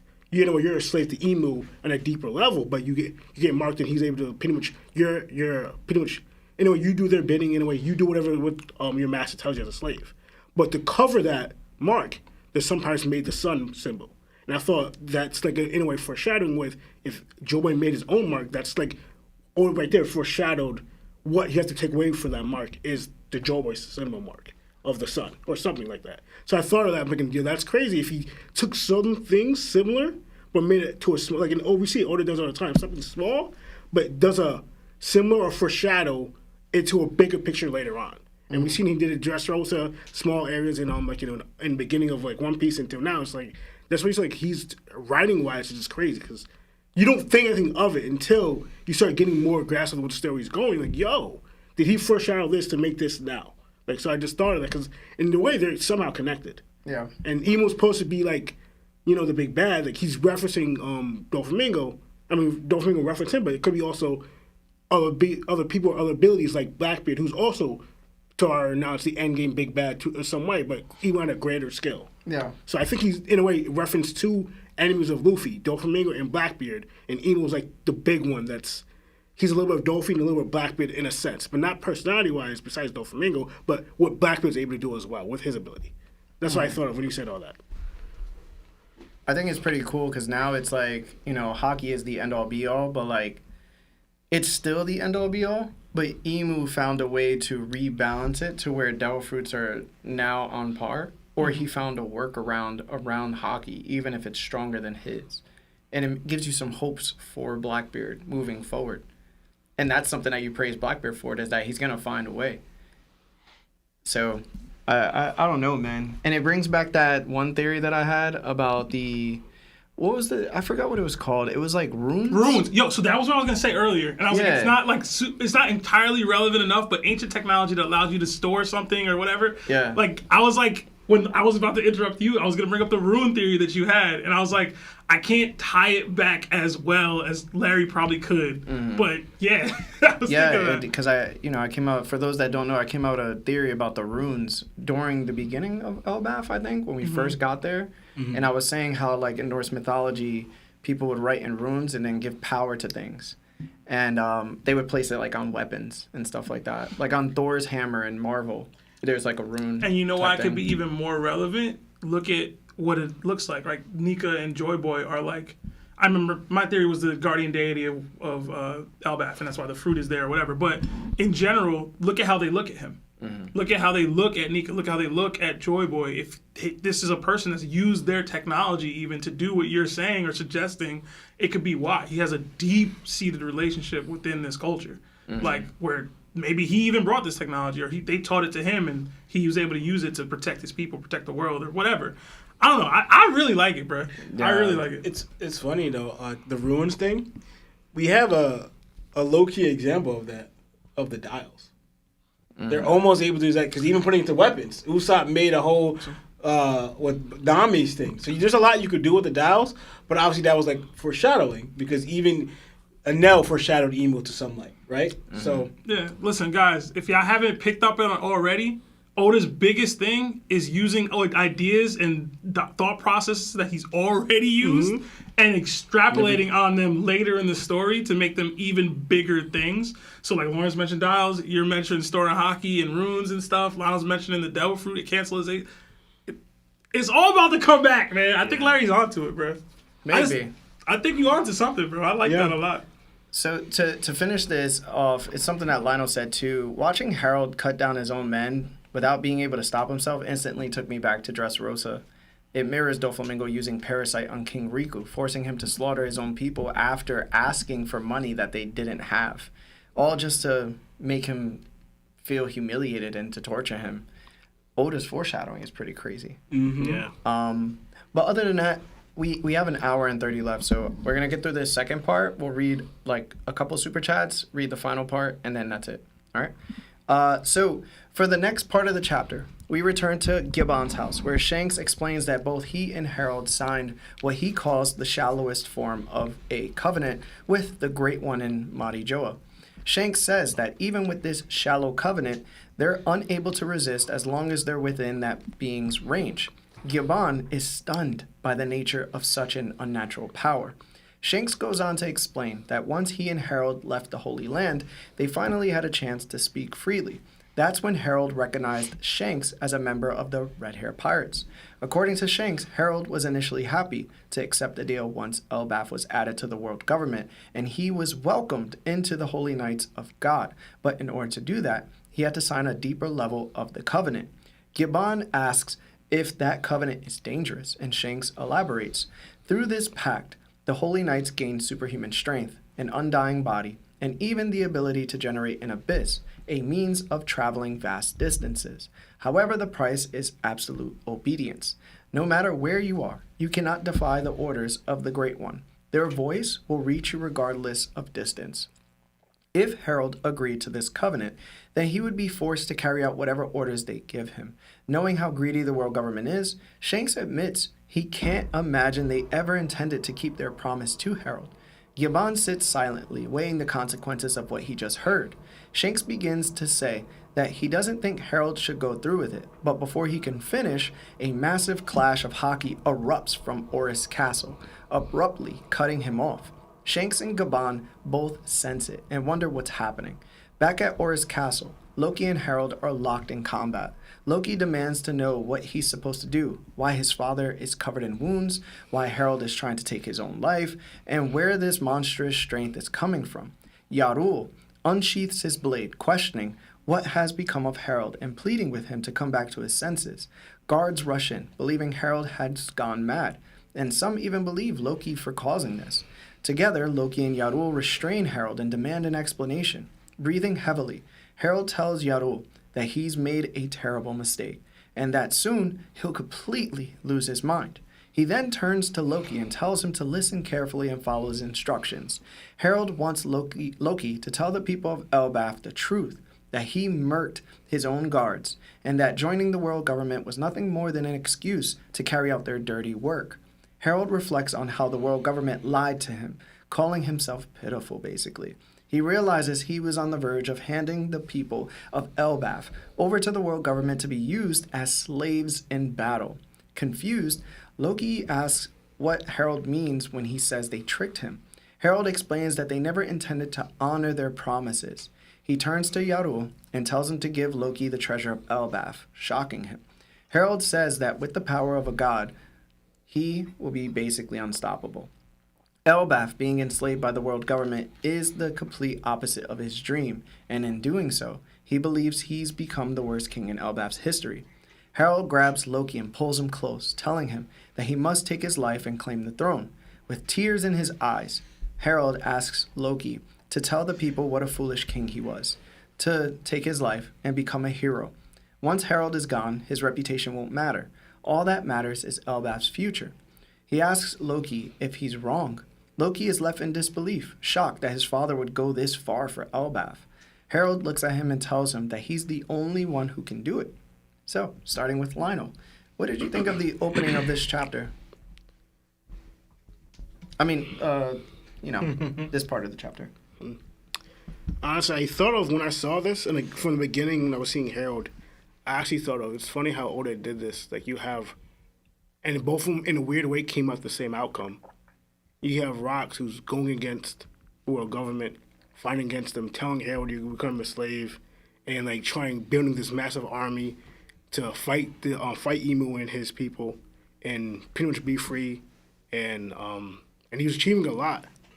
At the end of the result, he ended up becoming a Dami University and somewhat what Harold becomes now. Someone who's trying to align himself with the world government and believe the world government's empty promises just to realize this was a mistake.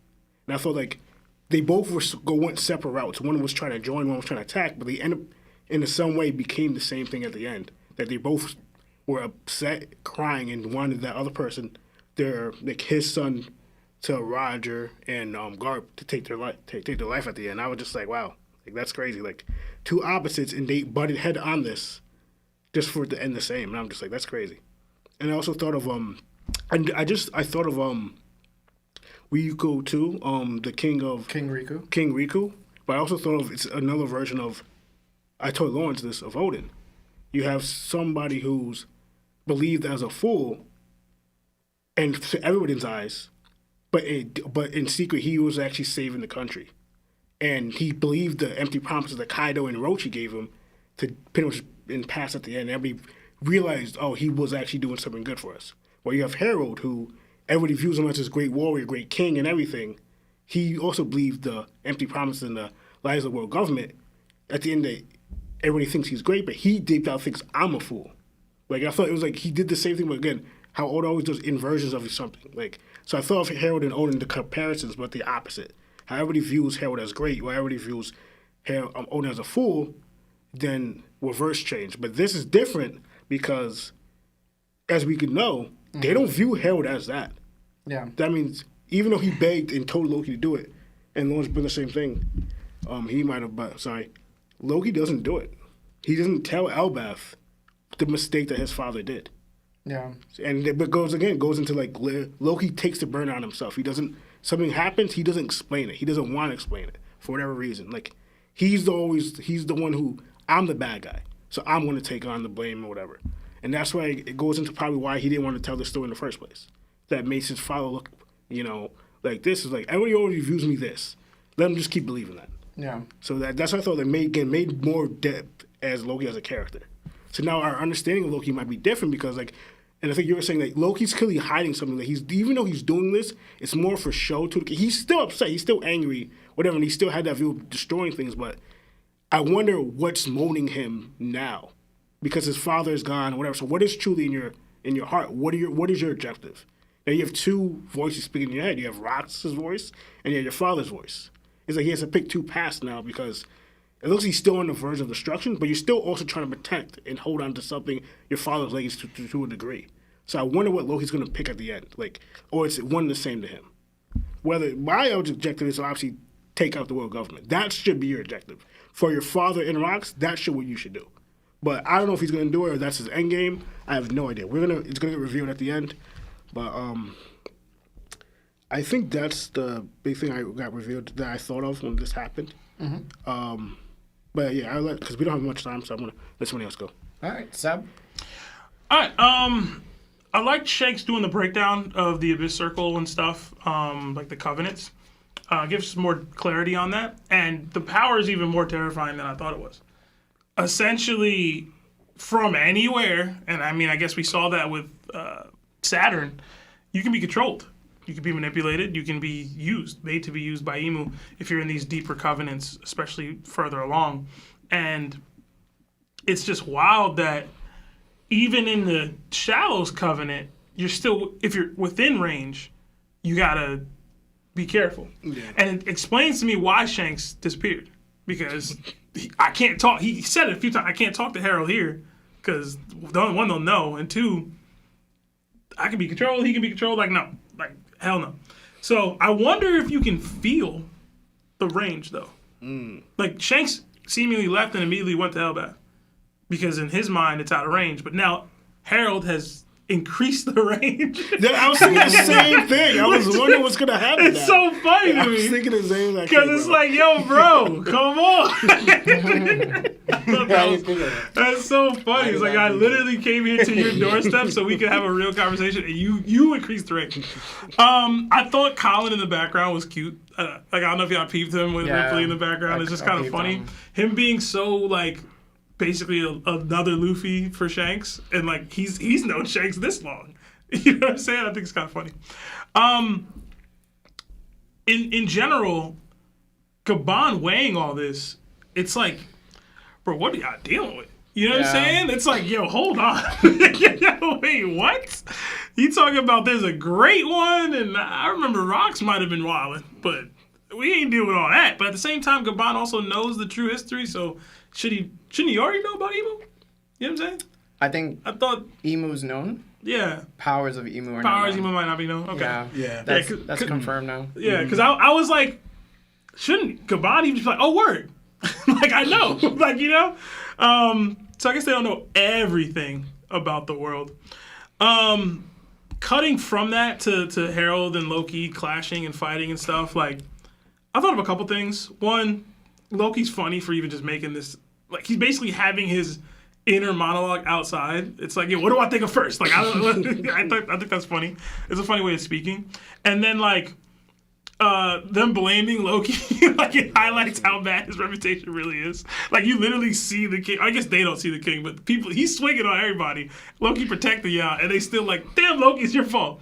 I wonder. I know Yarul and who's the other one? Jorul.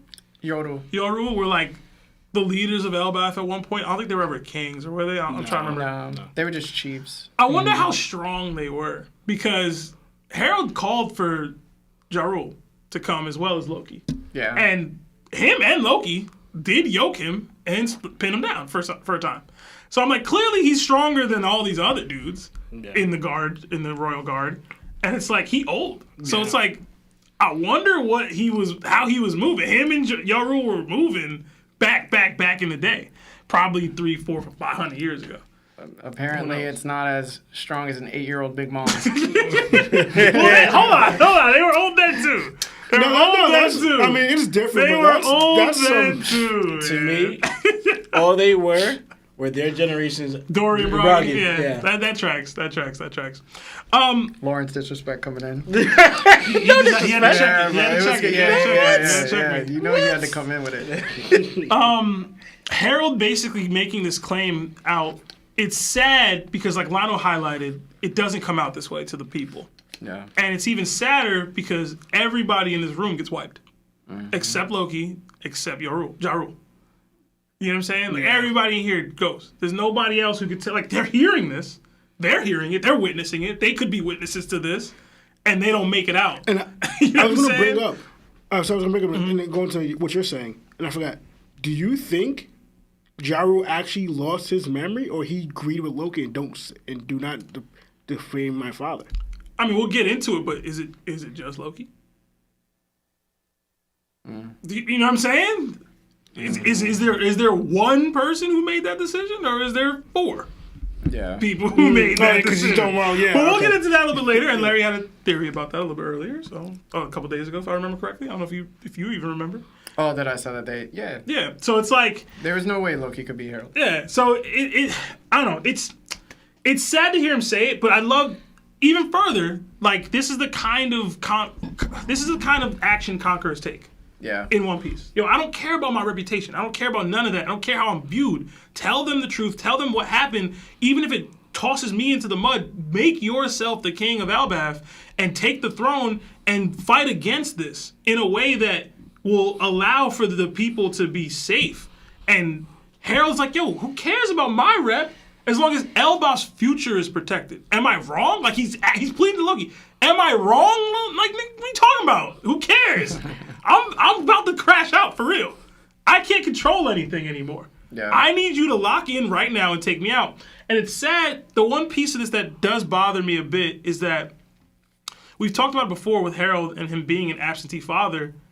He's asked so little and he's been so uninvolved in Loki's life to then be forced to task him with your... You know what I'm saying? Yeah. It's like, bro, it's so unfair. It's so unfair of you. It really is. And obviously, it's crunch time. It's crunch time, right? You can't really go another means here. But if you would have been and had him more involved, you know what I'm saying? Like, he might have been able to instruct you or at least help you with this, at least a little bit. At least more than what he is. I don't know. A lot of what Harold said hurt me in this chapter, just kind of reading it. But tell the people I was a fool of a king, kill me and become a hero. Lionel, your inverse parallel between him and Odin, I was gonna do a write up on it. I thought you did perfect. I thought that was exactly what I was gonna say. So you got it. In general, I don't know. It's just tough. It's tough to see, and like he's crying now. You know what I'm saying? I can almost guarantee you the first time Loki's ever seen his dad cry because he wasn't there when Ida passed. Yeah. He wasn't allowed to be. So that's it for me. Pass the law.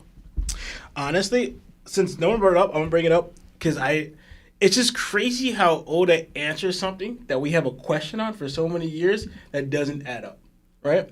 First, to bring what I'm talking about, remember, I got so angry when he first had Odin, like you guys brought it up, Odin danced for those 5 years. I'm not gonna lie, I was like, I couldn't accept it. I was like, this is what you chose to do? Your wife got shot and you chose to dance? Like, are you serious? Right, but I was like, you know what, this is Oda. He has to make it make sense for me to accept this, right? Then we found out about it. I was less angry, right, at the time. Didn't fully, not what I would do, but I understood it because what he chose, right? Even Kaido said it. He chose what Roger, even though I'm not even sure if Roger would do that because Luffy wouldn't do it. You know what I'm saying? He just said they chose the peaceful route. The peaceful route, yeah, in that way, right? So, well, I understood it. But now, Sebastian, you didn't bring it up because you're the main one. He used to rip said person for this. And I'm talking about Shanks' arm. Right? We get to home runs for us of why Shanks lost his arm.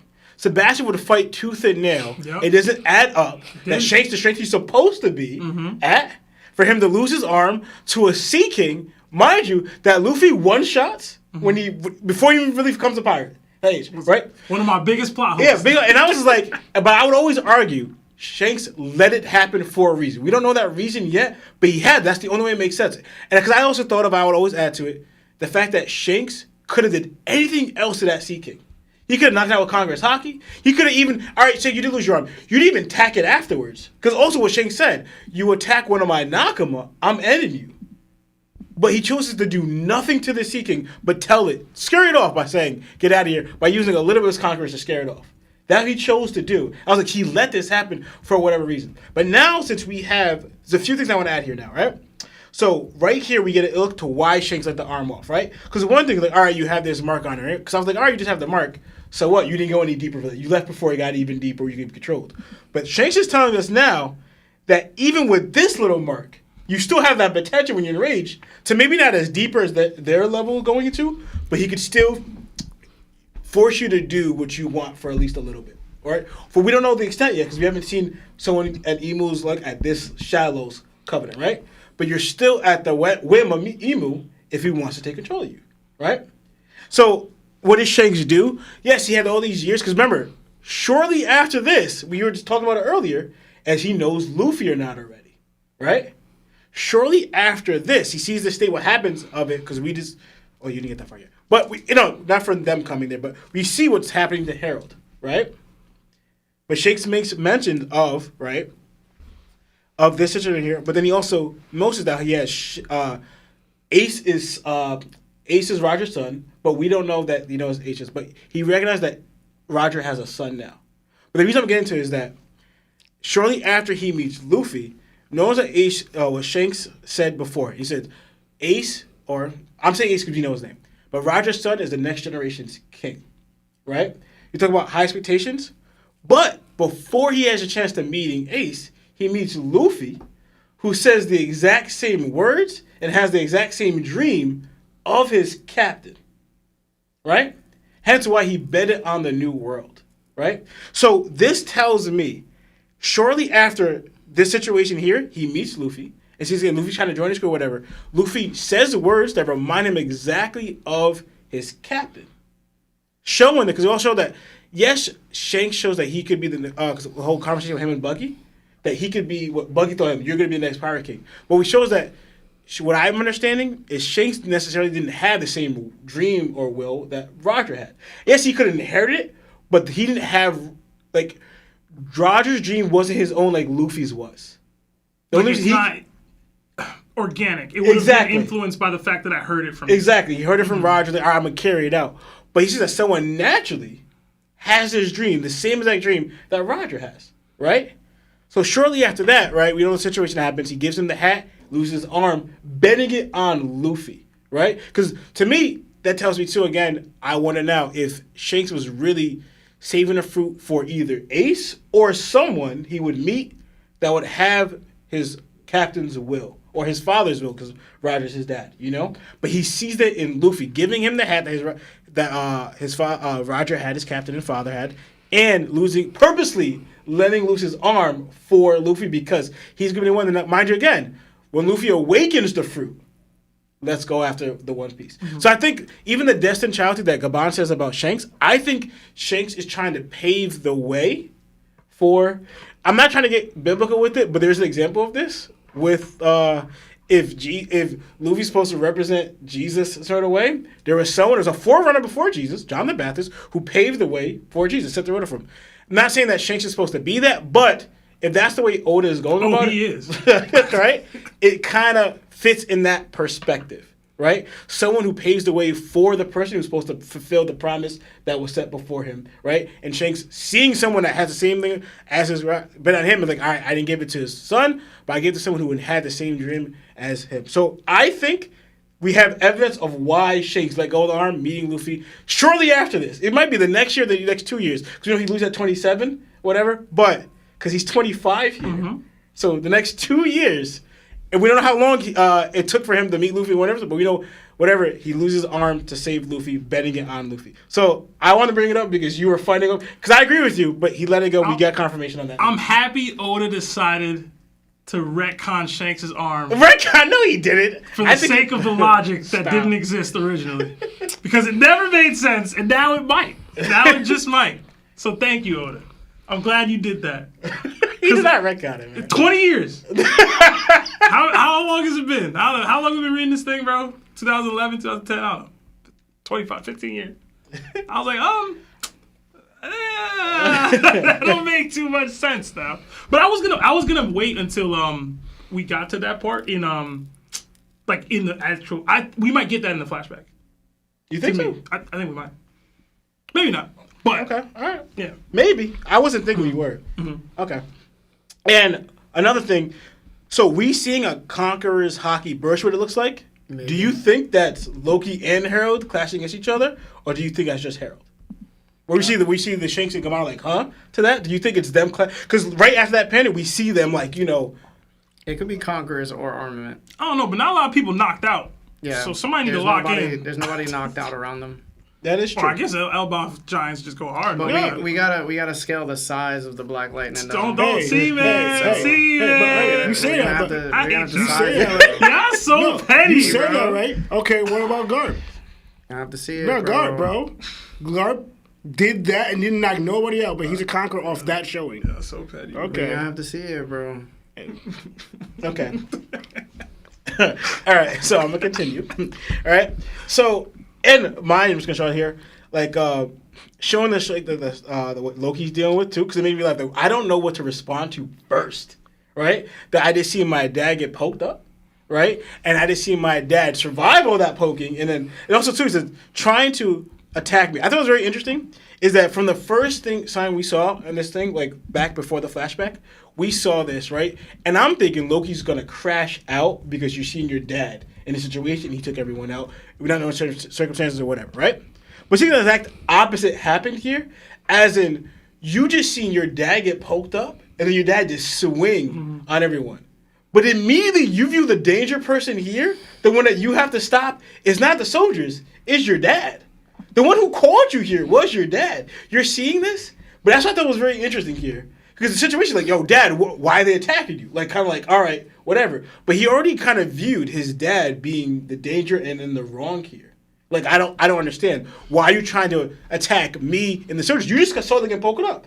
It's something like, yo, why are the soldiers attacking you? No. He went, why are you attacking the soldiers? You know? So I thought that was very interesting here. Immediately he deduced that my father's the one that's evil here. Even though the strictures would have first allowed you, would be like, hold on. Why are they attacking my dad? You know, try whatever, you know? Unless he has the voice of all things and they both are hearing each other. You think so? Could be. It could Well, be. I thought that was very interesting, that Loki's perspective. Wouldn't the conversation have taken place there then? Some of the things that look, I guess it can't because of Emu. Well, Loki also doesn't know how to, he doesn't know how to utilize Conqueror's Hockey. He didn't even know what it was. He was just doing it. So it could be the same in this way. Okay. And, what was it? Yeah, so Lionel brought it out too. I was going to bring out too about how Loki, you know, didn't do what Harold said, but did the exact opposite because he didn't want to, you know, defame his father, but he took all the blame himself. But I thought it was also very interesting, right, is that he also told him, take me, but take the throne, right? You know how your son is. It's like, if Loki takes the throne, are you planning on going to war with the world government now because of this, right? Because if Loki takes the throne, that's what you kind of have to expect is going to happen, right? Is a war between you, the Elbaf giants, and the world government if Loki takes the throne. But he told him to take the throne to do so. So I wonder if that's what Harold wants here now, because your son doesn't share those sentiments with you. And to me, it's like maybe Harold wasn't around enough to know this, but all of Elbaf does know what Loki wants. In fact, I'm pretty sure he said it to his father that he viewed Elbaf as weak. So if Loki's anyway their king, they're gonna go back to a warring nation, you know. So I wonder, like, how Harold's understanding here is just like no matter what, as long as it's not slave to the world government. I mean, hey, hold the throne for Harden doesn't really ring. I don't know if you can convince him to do that. No. And yeah, we don't have much time, so I'll end it here. Yeah, so we had a conversation, me and Seb. We were debating probably like 3 episodes back about the Covenant. And it turns out that we were basically both right. The Covenant, the Shallows Covenant was definitely in effect once you have the tattoo. The immortality is when it comes to the Depths Covenant. That was very interesting. So I'm glad that Oda made that official. Because at first it was just like a brand, you were just a part of the gang. But now you're not. So Shanks' explanation of the Covenant is actually very clear and methodical. If you're branded, you're bound by a covenant. The lowest level is the Shallows Covenant. It doesn't grant increased strength or an undying body. Those benefits only come with the next level, the Depths Covenant. Once you agree to that, you're fully recognized as a Holy Knight of God. There's also an important distinction in control. Those bound by the Shallows Covenant are only affected by Emu within a certain range, but the Depths, and especially the Abyss Covenants, have no such limitation. Emu's control over you is absolute, no matter the distance. That revelation really puts everything into perspective, doesn't it? What stands out to me is Shanks' attitude towards Emu. He refers to Emu not as a god, but as a freak. That single word tells you everything about Shanks' mindset toward the world government and the Holy Knights. He's fundamentally opposed to them. He didn't align with them out of belief. He used them to gather information. I think that's becoming clear. I think Shanks wanted to understand exactly what kind of enemy he was dealing with for this future prospect in the world. If Roger told his crew anything, it was probably that he encountered an enemy who couldn't pass away, an entity that emerged from Saturn's body and later made rocks immortal as well. Shanks likely overheard this at some point during their travels and decided for himself that he needed to verify whether that same black monster truly resided in Mary Joa. And because of his heritage, he had a unique opportunity to confirm whether everything Roger said was true. What's also important is that Shanks would never agree to the Depths Covenant. The risk of having his will suppressed or being outright possessed is too great. And if that's true, then it actually clarifies a lot about his past. When Shanks and Mihawk fought, Shanks wouldn't have had any Covenant-based buffs. No enhanced strength, no undying body. Since their duels ended in a stalemate, that gives us a much clearer understanding of Mihawk's strength relative to others like Shamrock, who was considered stronger than Shanks 14 years ago.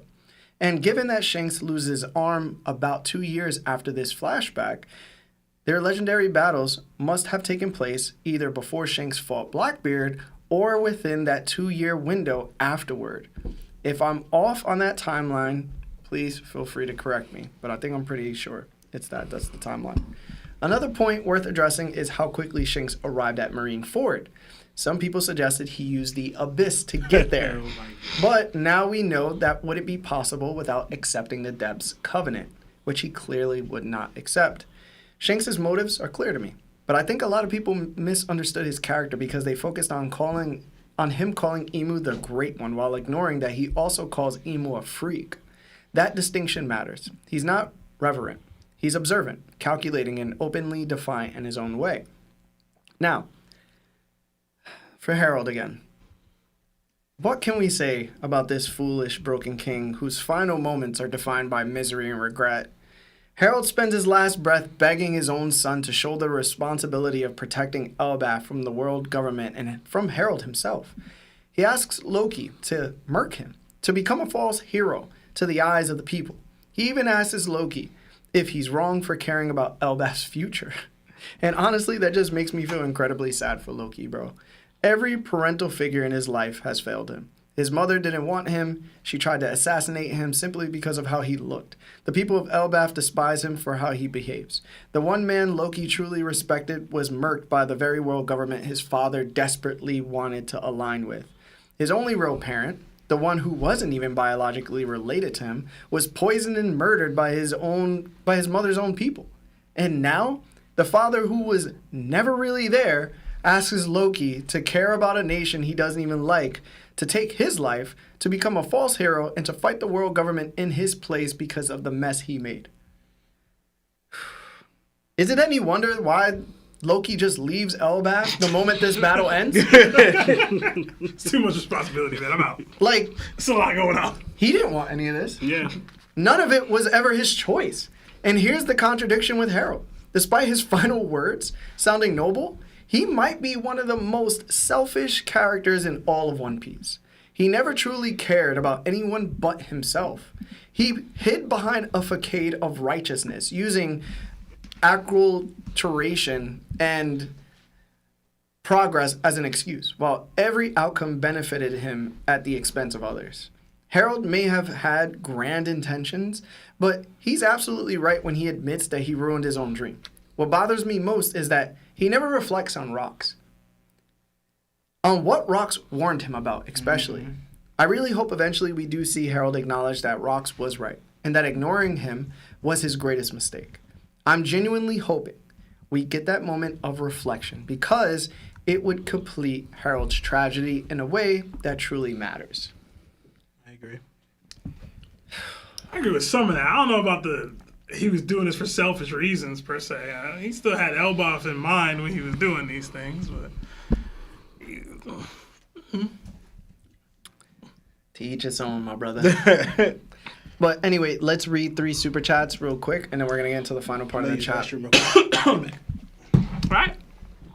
Sorry for the long wait, guys. Yeah, like the video if you haven't, guys, please. Please do.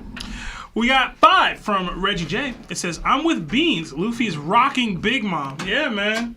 Hunted with the laughing emoji and a salute. Night, night, baby girl. Yeah, man. Another 5 from Reggie J said Big Mom is allergic to rubber latex. Yeah, man, she really is. So terrible. She just is, bro. The other 2 from Reggie J. Lionel saying Ninja had me crying. Waving the white flag. Another 5 from Reggie J. Hey guys, yes, Twins 2. Who ya got? Madara Prime versus Rocks Prime. I'll give that to Larry. Those are his boys. Madara. Okay.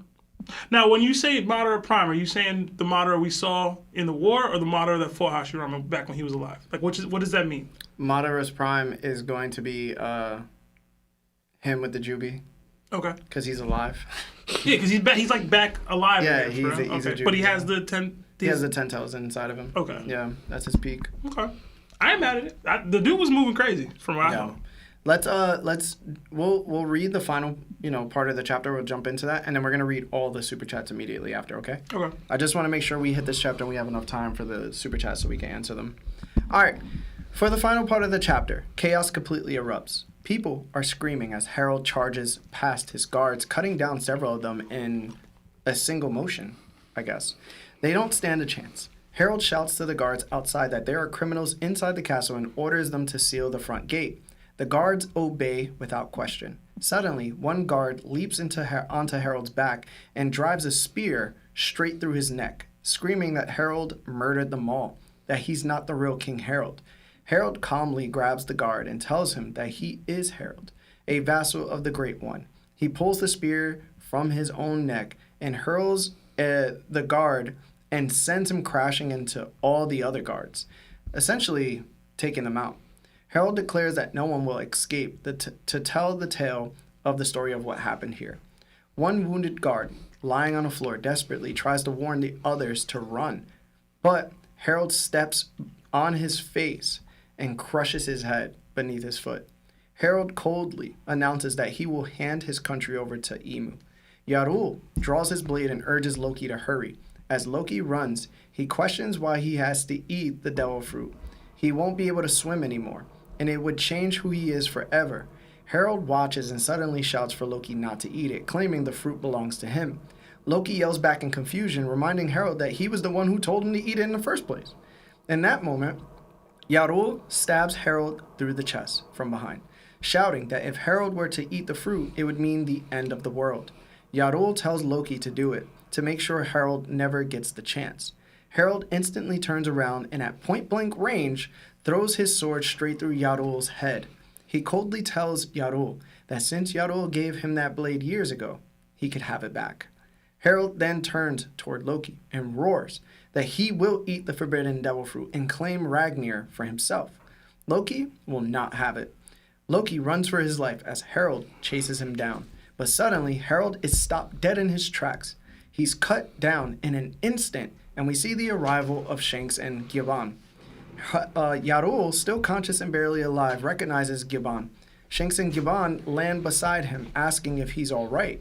Yarul says his helmet saved his life and begs them to stop Harold, to keep him away from Loki. Harold lies face down on the ground from their attack. Gibbon tells Shanks that what Shanks feared earlier has come true. The Covenant has completely overtaken Harold. Shanks yells at Harold to look around and come back to his senses. Harold rises with an unnatural posture and responds, "Ah, Shanks, this undying body is a wonderful thing. I feel superior to all other life." Shanks curses under his breath, wondering if there's any way to break Harold free from the Covenant. We then cut to a chain and lock falling to the floor as Loki opens a door and stares at a treasure chest. He wonders if the forbidden devil fruit is inside. Suddenly, the hammer Ragnir begins to move. Loki notices, and without warning, Ragnir launches itself straight at him. Loki narrowly dodges, stunned and confused, wondering who could have thrown it and why. So, starting with Seb, what did you think of the ending of this chapter, Brody? Yeah, I thought it was fire, man. I really, as tragic as it was, I actually did like seeing Harold mow down all his peoples. He looked badass to it. Right? Yo, it looked awesome, bro. Like, yo, even him flexing the abyss, like the Covenant. Are you kidding me, bro? He said, "I just got this done." I got this today.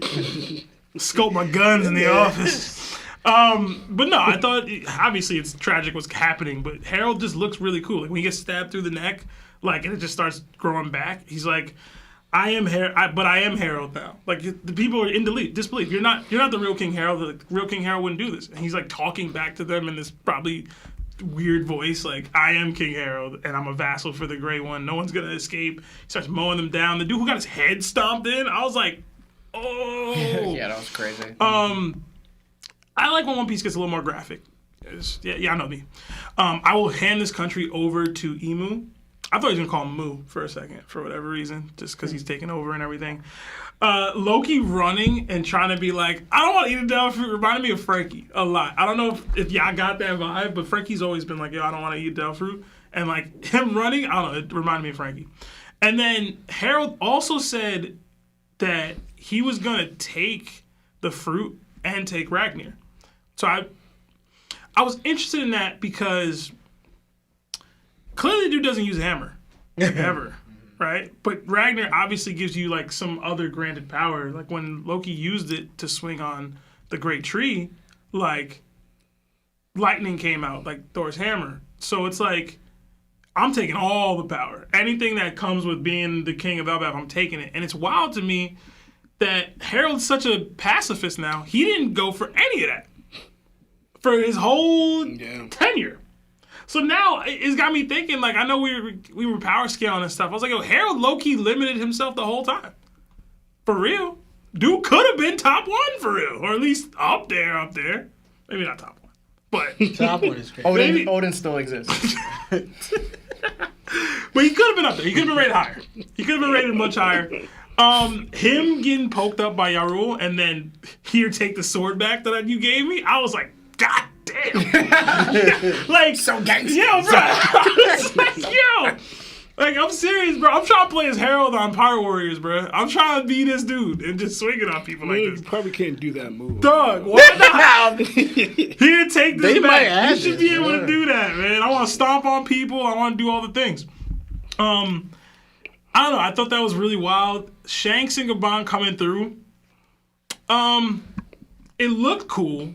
It didn't look like it was really impactful. Like, I didn't think they were doing any, like, special hockeys or anything like that when they did that. It did have me thinking about... Well, I guess let me finish. I wonder what Shanks' relationship is like with the people of Elbaf right now. Is he just some young kid that comes to visit Gabon? Is this the first time he's been here ever? You know what I'm saying? Like, I don't know. But basically, Yarul called out Gabon. He didn't call out Shanks. You know what I'm saying? Maybe I'm misreading that, but in general, I don't know that he knows who Shanks is at this point. I don't think so. All right, so I was gonna make a joke about Lawrence and his ranking, but Rox probably would have did more. Anyway, I'm sorry, I had to do it. In Harold's version? No, I'm saying goodbye, man. But anyway. Yeah, you're gonna get him started. He didn't use critical mass. Yeah, he did. Why wouldn't you? See, you got both of them. Both of them are activated. Let me stop. I don't know why you did it. We ain't got much time. Anyway, What? They don't know the situation. You just starting over critical mass hockey without even noticing thing is reckless. First of all, because he clearly says what you feared, Shanks, has come true. Yeah. But you're gonna use critical mass hockey from the start without even realizing what's going on with Harold? Yo, there's no leakage, yo. There isn't. Okay, you keep saying this. What did Roger say? You remember in his when- fight? No, what did Roger say in his Yeah, fight you- with Rocks? See what you He said, "I've been started, using bro? Conkers and hockey hardening." Y'all What remember- was the blade? What y'all- was the leakage coming out? Right? Y'all remember when? But you usually just said they weren't using special hockey gear. It's crazy. So It you're still dropped. contradicting. It still yourself. dropped Harold. Do y'all remember when like- Shanks told Gabon what Emu was capable of with these abyss circles and whatnot? And then they came through and saw what was going on and attacked him? No, it's funny. Didn't what I'm Roger just say? saying, But bro. Bash, I'm you just just said saying, I didn't think they used any type of special hockey. I Why? didn't. No, but I didn't. why though? Why? Sebastian. Exactly. Why did Shut you up. do this? Listen. Exactly. You sound stupid when you say this. I don't think this, but you're coming out with what I said. When they clearly didn't show any, they didn't even show regular hockey to our knowledge. They showed hockey hardening, no Conquerors, but you just, off that observation, you said, oh, I think they didn't use any special hockey. Because why? Because all the other times people use Conquerors hockey, Sebastian. So right there. Yeah. So what are you talking about? Finish up, Seb. Say, you sound like a fool. Okay. All right. Harold getting up and replying directly to Shanks was pretty epic to me. I'm not gonna lie, because Shanks' whole reason for coming here was to avoid this.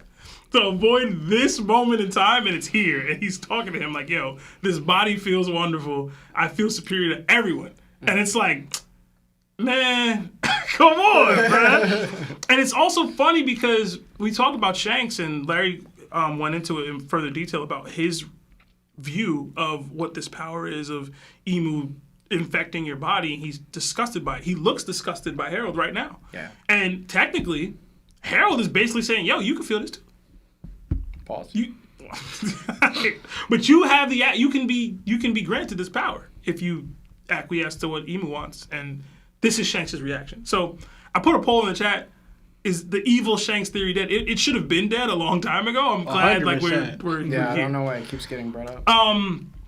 Loki's reaction to Ragnir was really funny to me. I was not expecting all that, but it did remind me that Mjolnir in Norse mythology and for Thor can move on its own and go to Thor. I was wondering if it was going to Harold.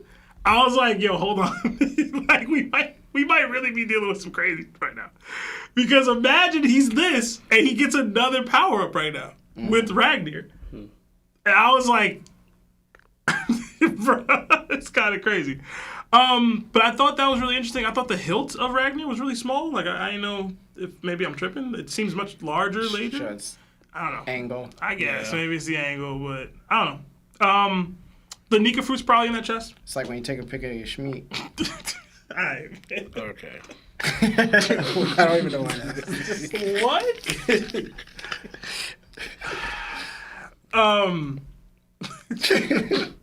That's all I got, bro. That's all I got. All right, Lionel. We'll go with you, Brody. Oh shoot. You want me to come back?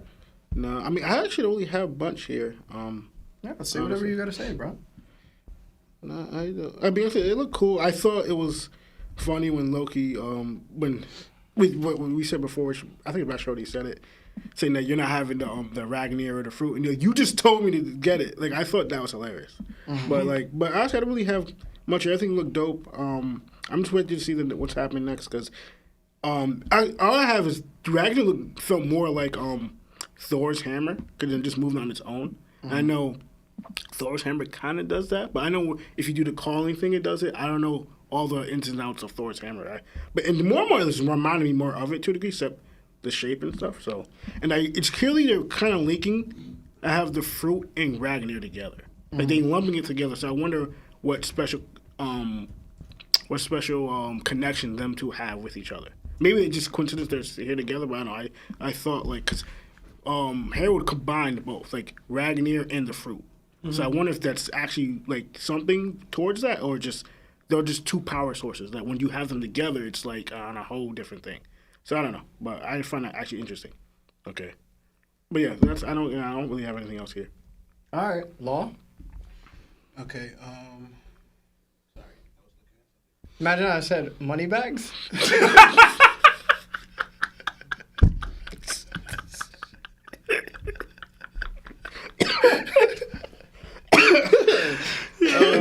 I was not expecting you to say that. That's so funny, bro. Oh my god. Oh man. So long ago. We're gonna be so old making these stupid jokes. You proud of yourself for that? Oh man. Anyway. Alright, so maybe this is my trade. It's my job.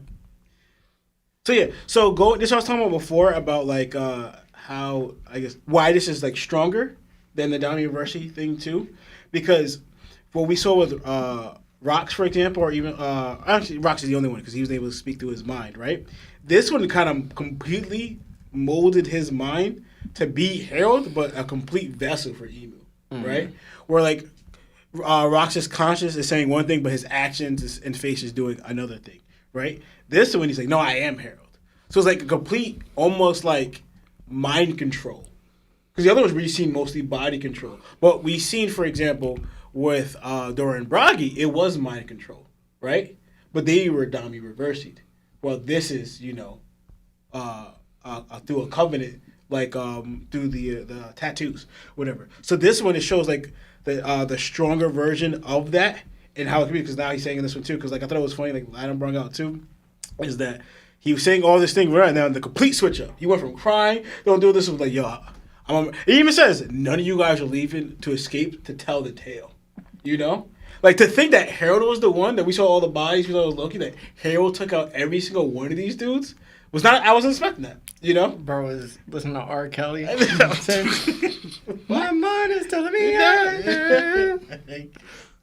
But my body telling me yeah. I don't want to hurt nobody. I'm playing. But there's something let's go back.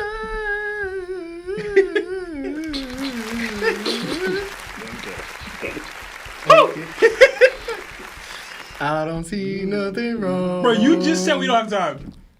Cutting my own man down. And that also changed things for me about, like, you guys brought out. Because we always thought, all right, the treasure of Elbaf was the fruit, right? And we were like, all right, where does Ragnir come into play? You're suspecting maybe you got from a different island, Loki, whatever I was venturing. But now it shows, like, the treasure and is Ragnir to me and the fruit. Like, they came together, right?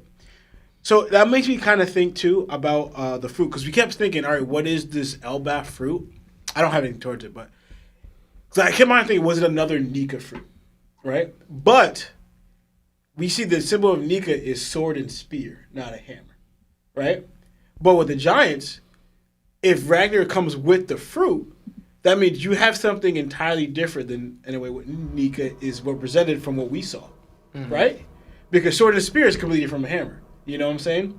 So I want to know, like, now, as in, did they, because we question it, did they say the fruit they have was a Nika fruit? Or are you just making claims of what Nika's supposed to do and they have the fruit do it? Because It's never been stated what the fruit is. Right, for them, that they have But that. it does exist. Right. And apparently nobody eats it. Yes. Because we know that for Luffy's fruit, we got it said after he ate it that it was the Nika fruit, right? But this one, we never said what it was, but we kind of believed because sacred treasure, passed down for generations, but no one ever eats it. But now you're telling him, Loki, to eat it, whatever. But it comes with this hammer. That changes the scope of, like, what this fruit is to me now. I don't know what it is, but to me, it's outside of what we're thinking what Nika is. Because Nika comes with a sword and spear. Never do we see it with a hammer. So I think that kind of changed things for me. For what that fruit is. Right? And it shows this cutthroatness that he has. To me, I want to know, like, for example, we saw, like, fighting styles, what Harold's able to do now. Because also Harold mentions, we've seen how ruthless he is and how he's going to become unstoppable. Like a man on a mission.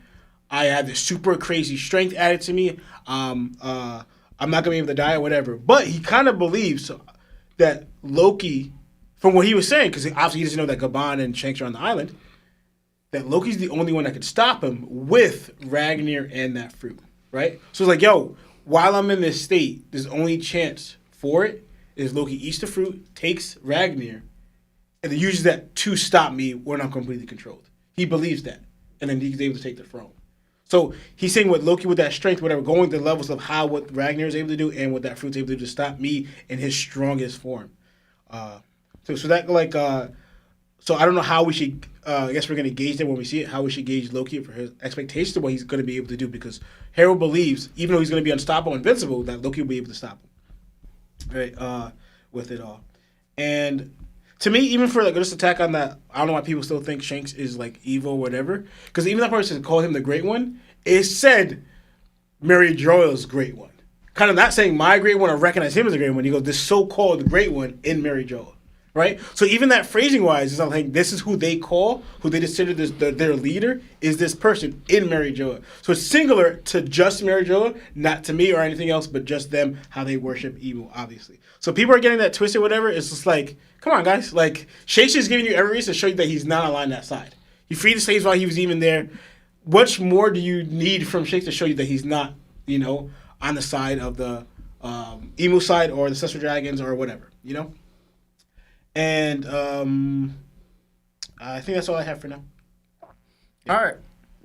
To start this off, we have to talk about how insanely violent the end of this chapter was. Bruh.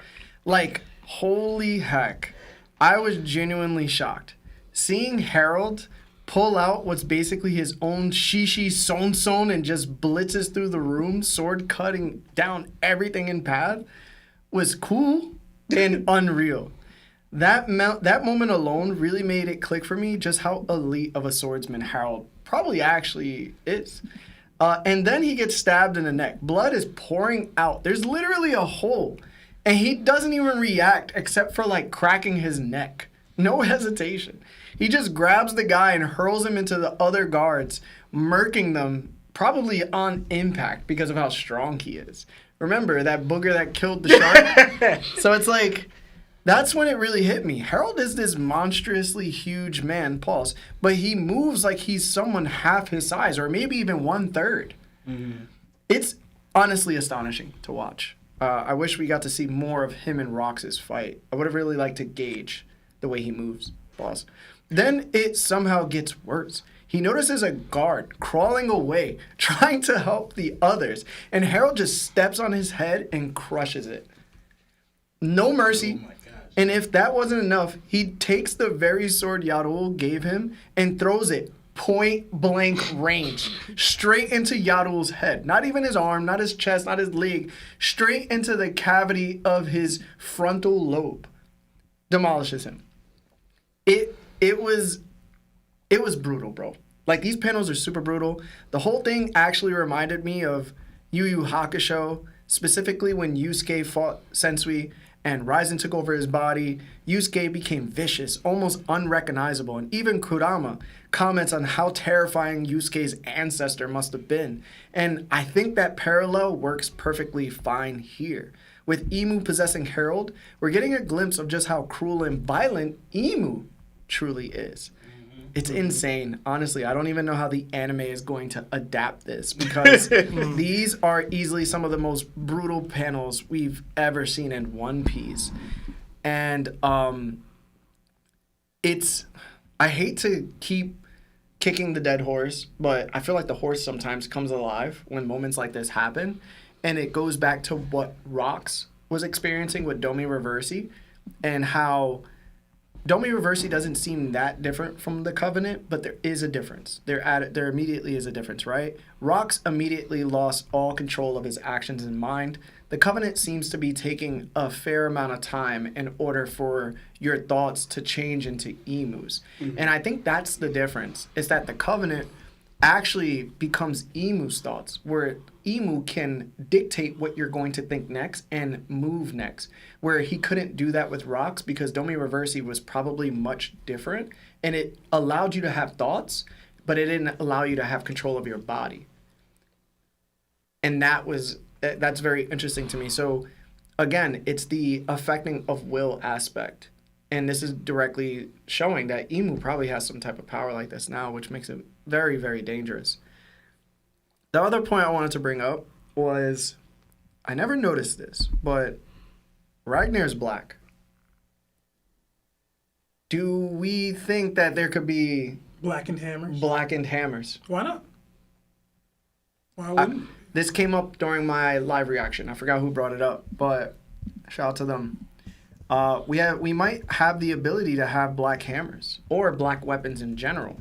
So does that put them on the same level as blackened blades? And I think, why not? Yeah, I agree. If Ragnir, who I'm suspecting happens to be a generational warhammer that's passed down through the generations of the royal bloodline, as well as this forbidden devil fruit, then I think we might be looking at a Yoru type of sword or Shusui type sword, but in the sense of a hammer. And I think I love that idea because it evens the playing fields, and swordsmen aren't the only ones who are capable of being great. I like that idea so freaking much. Oh my God, I do. It flips the whole community on its head. The next thing I wanted to discuss was, so I don't think Loki eats the forbidden devil fruit. I'm 100% sure on that. Like, I'm very sure on that. Here's what I'll say to the people who will go, okay, so why did Loki have the sea stone cuffs on and why was he not able to move? Because the hammer moved on its own. I think the hammer actually has a devil fruit inside of it. Anytime Loki was locked up with those sea stone cuffs, the hammer was attached to him. So I believe that anytime he's touching the hammer, he gets the devil fruit powers from Ragnir, and they work together in tandem. The same way Mr. Four during Alabasta had the dog that would shoot the bombs, or the elephant sword that Spandam had. I think Ragnir works in a specific way where Ragnir might be the first weapon we've ever seen that has a Hito Hito no Mi. And the model could be Thor. Which is why we got the lightning strikes. Also, it's very similar to where Loki could probably call the hammer to him and it would come to him just like Thor. And I think that makes Loki so much more unique to the series, because I wouldn't like if he ate the forbidden devil fruit and then he had Ragnir. Then it looks like there's two devil fruits combined and he can just do anything now. And that kind of like ruins it for me, because I do want him to be creative. I don't want him to be so overly powered with two devil fruits that now he's just Blackbeard, but in a different sense because now it's in his weapon. I would really like if Ragnir had this ability of a Hito Hito no Mi, which would be the fifth one in the series, because we have Gyuki Maru from Wano, who's collecting the swords. We have Sengoku with the Buddha. We have Luffy with the Nika. And then we have Chopper, who doesn't have a model name. He's just Hito Hito no Mi without a model name. Does the Cerberus count? Like Shamrock's weapon? No, that wasn't a Hito Hito. Wait, I don't think it was. It didn't say what it was, but it still, they like 3 dogs spawned from it, right? Cerberus. Yeah, but that's not a human fruit. And that's what the Hito Hito is. Yeah. So that wouldn't really count. They'd be considered like a mythical, like the flying Pegasus. Right. You seen that Pegasus? Yeah, I was thinking that Pegasus. So, I think what happens is him and Ragnir have like a symbiotic relationship. Where like only he could move it, only he could lift it. Eventually, he has to earn its trust the same way Zoro had to earn Enma's trust. And he has to amount to what Ragnir is going to ask him to be capable of. And I love that, because we've seen ships have Klabauterman. We know that swords have some type of wills inside of them too. And I'm starting to think that this hammer, it probably has a will of its own, but I think that the Zoan, whatever ability that it may be, which I think is a Hito Hito, is going to be that for Loki. I think that's very interesting. So it also comes to pass. It's like, okay, so what happens with this treasure chest that has the devil fruit? I'm starting to think that maybe, I still think it's the Nika devil fruit, but I think something happens to where nobody eats it, nobody touches it. Shanks and whoever talks about it, and then the fruit gets lost later on after Shanks leaves and ends up in the CP0 hands. Well, it ends up in Who's hands. And then Shanks goes after it. And what makes this even more crazier, right? After this moment, Shanks brings back Loki and, back to Elbaf. And I think that's how he gains favor. But he's also telling Loki, when we decided to defeat Harold, you needed to come back because of Ragnir, 1. And 2, we need somebody to take this position. And it has to be you, unfortunately. So at this point, that's where I'm at with the Black Hammer. Pause. And that's where I'm like at with the Devil Fruit. So two things. Just to, every bit of conversation that the Elbaf people seem to have about Loki is implying that he ate this fruit. Now, it could be that they think he did. But shouldn't there be some showcase that I've used the fruit? You know what I'm saying? Like, everybody thinks he has it. And they did technically chain him up. I don't know if the symbiotic relationship could be why. It was on his back. Yeah. Technically chain him. But I don't think that's ever... Have we ever seen that where, like, okay, I put this sword, this weapon, this item has a devil fruit, and I grab it and Seastone is touching it, would I then get weak? Like, I don't know if that's the case. Like, Loki's still chained up and too weak to move, where... Based off, and still capable of using the hammer, by the way. Like, if it has a devil fruit or whatever. So it's like, I don't know if that tracks enough with what we've seen from Loki. So, I'll counteract. It's a strong possibility that this devil fruit has never been eaten for the past 800 years. It's just been passed down continuously through the royal bloodline, right? Harold hasn't eaten it. He never said that Haruden or Loki are supposed to eat this fruit either. It's just been passed down. So I don't think people who have lived such short lives in comparison to how long it's been there knows what the actual devil fruit is or what it looks like because they all still want to become Nika. Right. So if they want to become Nika, they should just steal the devil fruit and eat it, especially since they're not unified, right? 2, we've never seen Spandam or Mr. Four have Sea Stone on them or be affected in that sense. But to me, I feel like there's a high possibility if, let's say, Usopp had his Kabuto eat a Logia devil fruit. Somehow, Usopp would also be able to be affected if Sea Stone Cuffs got on his hand because he would be like in combination with the Logia Kabuto to a degree. Like, I feel like I like that because then it goes, yo, as long as I'm touching the hammer, I'm able to access devil fruit powers. But wouldn't that affect Smoker then? Like, he's able to full-blown use a Jutei. No, his Jutei actually has the tip is Sea Stone. Everything else on it is not Sea Stone. But what you're saying is it could, you being connected to the weapon at all could then force you to feel the effects of the Sea Stone. I feel like if that's the case, then the Jutei can't work.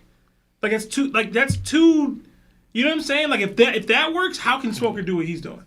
Because the entire thing is not made out of Sea Stone. It's just the top, the tip. Okay. I mean, that was my pushback for that. My other question that I wanted to present to y'all, and I forgot to bring it up during my take, was do y'all think that Gabon's dialogue is a little weird here now? Because when Gabon was asked about the Loki situation just before we got to the flashback, he says, in relation to him taking out the 113 soldiers and whatever, the most grievous crimes in the history, he says, I know, but the day it happened, we felt an extremely abnormal hockey from the castle. And Shanks and I headed to Aura's castle together. We didn't see the whole thing, but we were there. And it's like, Loki's locked up for this crime, and you're like, yo, I know, but. Like, you know that didn't happen. Like, you know it didn't happen. Like, unless I'm reading this wrong, like, is he just, you know what I'm saying? Like, I'm confused by why he would speak it in this way. Like, I know he's still vague, but his response is, I know, but, and then he acts as if they don't know what happened exactly. When, bro, you was here kind of early. In this. So, I mean, maybe, I don't know, that alludes to maybe it's all just a cover-up, and that's why he's willing to let Loki go, because he knows the truth. But it's like, I don't know, the way he phrased that kind of had me confused when I read this chapter. And I don't know if you guys felt that same confusion from his dialogue here. No, I wasn't thinking about it. Yeah, same. Yeah. Okay. All I can think of is that he's probably trying to get Loki, like he kind of has it. Loki's the one to say it. I don't know if he knows Harold's words to Loki about coming through, because it's One Piece, but he shouldn't, because he wasn't fully there. I don't think he arrived yet, but maybe he was at an earshot away, right? But he shouldn't fully know. But maybe he does know more than we let on. But Loki has to be the one explaining it, because Loki was tasked to it, and Loki has his reasons for not saying anything, right? I just want to mention, though, but for that concept that, with the Loki and the everything, I will say, I don't think we've gotten that case before, where we have someone who is an ability user and their weapon has an ability as well. Loki would be the first if we ever got it. Yeah. So it'd be very different from everybody else. Yeah. I hope we do get it. I'm trying to see Broken. Also, one other thing I wanted to say before we get into Super Chats, I know we gotta wrap, right? Yeah. Do you think it was in Harold's mind to give the Devil Fruit to Haruden and the Ragnir to Loki? Because he has two sons in a way that I don't know that any other of the kings of this bloodline have ever had. And there are two separate things that are supposed to be passed down through the royal bloodline. Obviously, Loki already using a hammer, and the first time we see Haruden, he's trying to get the sun fruit. Yeah. I mean, the fire fruit. So do you think it was like in Harold's mind, like that was his vision to one day give one to Harold? No, because when he left to marry Joa, he went to Marineford. He just told him that they needed to work in tandem. Right. After he was gone, he never was like, "Yo, go to the castle and take Ragnir and eat this devil fruit and take over after me." So I think him just sacrificing his life knowing that he probably was going to become a slave without giving them proper guidance on what steps to take next besides the one he told them, he wasn't worried about giving them anything. Yeah.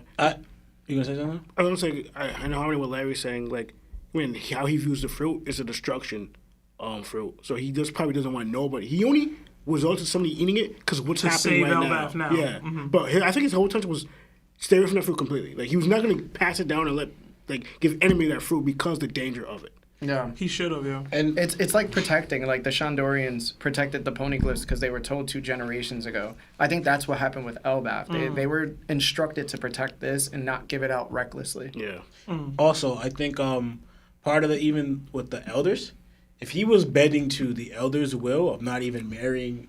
Can't be giving Yeah. Harold the devil. I mean, Yeah, to pass down because Yeah. that's part of their culture. You're Whatever. absolutely right. He can't give that fruit to Yeah, I thought Hydruna, that who's too. not even his No, wife that's said, yeah. that's way better than what I said. All right. He should have, though. Yeah. That would have been epic. I'm going to eat some too. Yeah, guys, if you haven't liked the video, we're gonna read super chats now. We're gonna read all the super chats, okay? So sorry we took so long, but the chapter was heavy, you know, and there's 4 of us today, so. All right, Yeah. let's do the super chats. Sorry. All right, we got $5 New Zealand from Bumba Skilat. Twins, have you thought about rereading One Piece to have better understanding on power scaling? Yo, yeah, so mean. Guys, be nice. Be nice. I understand it's fine. Another 5 from Reggie J. No super chat attached. Next time, let us know your thoughts. Yeah, stupid. Why, bro? Another 2 from Nico L. Kat and Gabon versus Rox and Akainu. Hashtag leakage. Hashtag Jack Daniels. Rox and Akainu, man. Rox and Akainu. Another 10 from Lil Boy Greasy. It says, unrelated, but why would Roger give Whitebeard that scar if it was him and not Garland? Doesn't seem like he tried to slime Whitebeard out like that. All scars in One Piece seem to come from serious fights so far.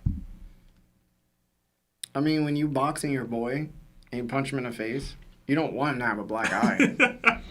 Yeah, I fought Lionel when I was in middle school. I still have the scar on my nose to this day, so it's not impossible for Roger to have given Whitebeard Nah, a scar. yo. You thought it was Lionel because his face reminded you of somebody else.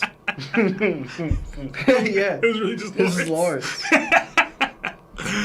Another 20 from Villain D Juice. Larry, on your stream yesterday, you talked on Harold's lack of hockey use. Could Yeah. the Holy Knight Covenant be different from Diamond Versity, and Harold is doing what we've seen the Elder Stars do and just take unnecessary hits? No. I think we're seeing it right now. He's just so mentally broken. Where the Gorosei are mentally intact and are capable of using hockey whenever they choose to, not when Emu chooses to. Emu's just hijacking him right now. He doesn't do that to the Gorosei. True, it's true. Another 10 from Villain. It says, can't stick around to watch live. Decorating a tree and watching One Piece with my daughter. That's what's up, man. Oh, that's so sweet. She's on episode 156. Happy holidays to you 5 kings and everyone in the community. Hashtag Goat Peace Oh, Talk. he said Thank 5, you. including Marv. That's Including sweet. Marv, bro. I want a little daughter. I would like to have one. He followed that up with another 10 gifted memberships. So, Villain, thank you so much for your generosity. Throw the Nakama fists up for Villain and his daughter, and I hope she's really, really enjoying One Piece, bro. Yeah, same. Have a happy for holidays, bro. Another 5 from Silly Fool. Her Merry Christmas, y'all. I hope y'all have a wonderful holiday. Just know I'm still paying my hashtag Larry tax. Don't take my presents. Top 30 was hilarious. You better be good. Another 5 from Ragnar. If Luffy died and Ace lived at Marineford with a time skip training like Luffy had, do you think Ace would have what it took to become the king of the pirates? Yeah, eventually. He would need Luffy's crew, but it is possible that he could reunite with them after Luffy's passing. He just wouldn't succeed.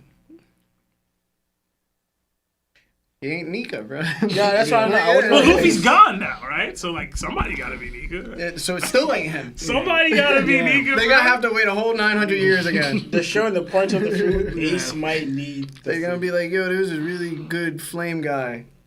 Shanks just gotta lock in now. Yeah, he's like, It's like, dang, man. damn, I gotta go eat it myself. Pretty much. Unless they make Ace eat it, now you got Kobe 2. eats it.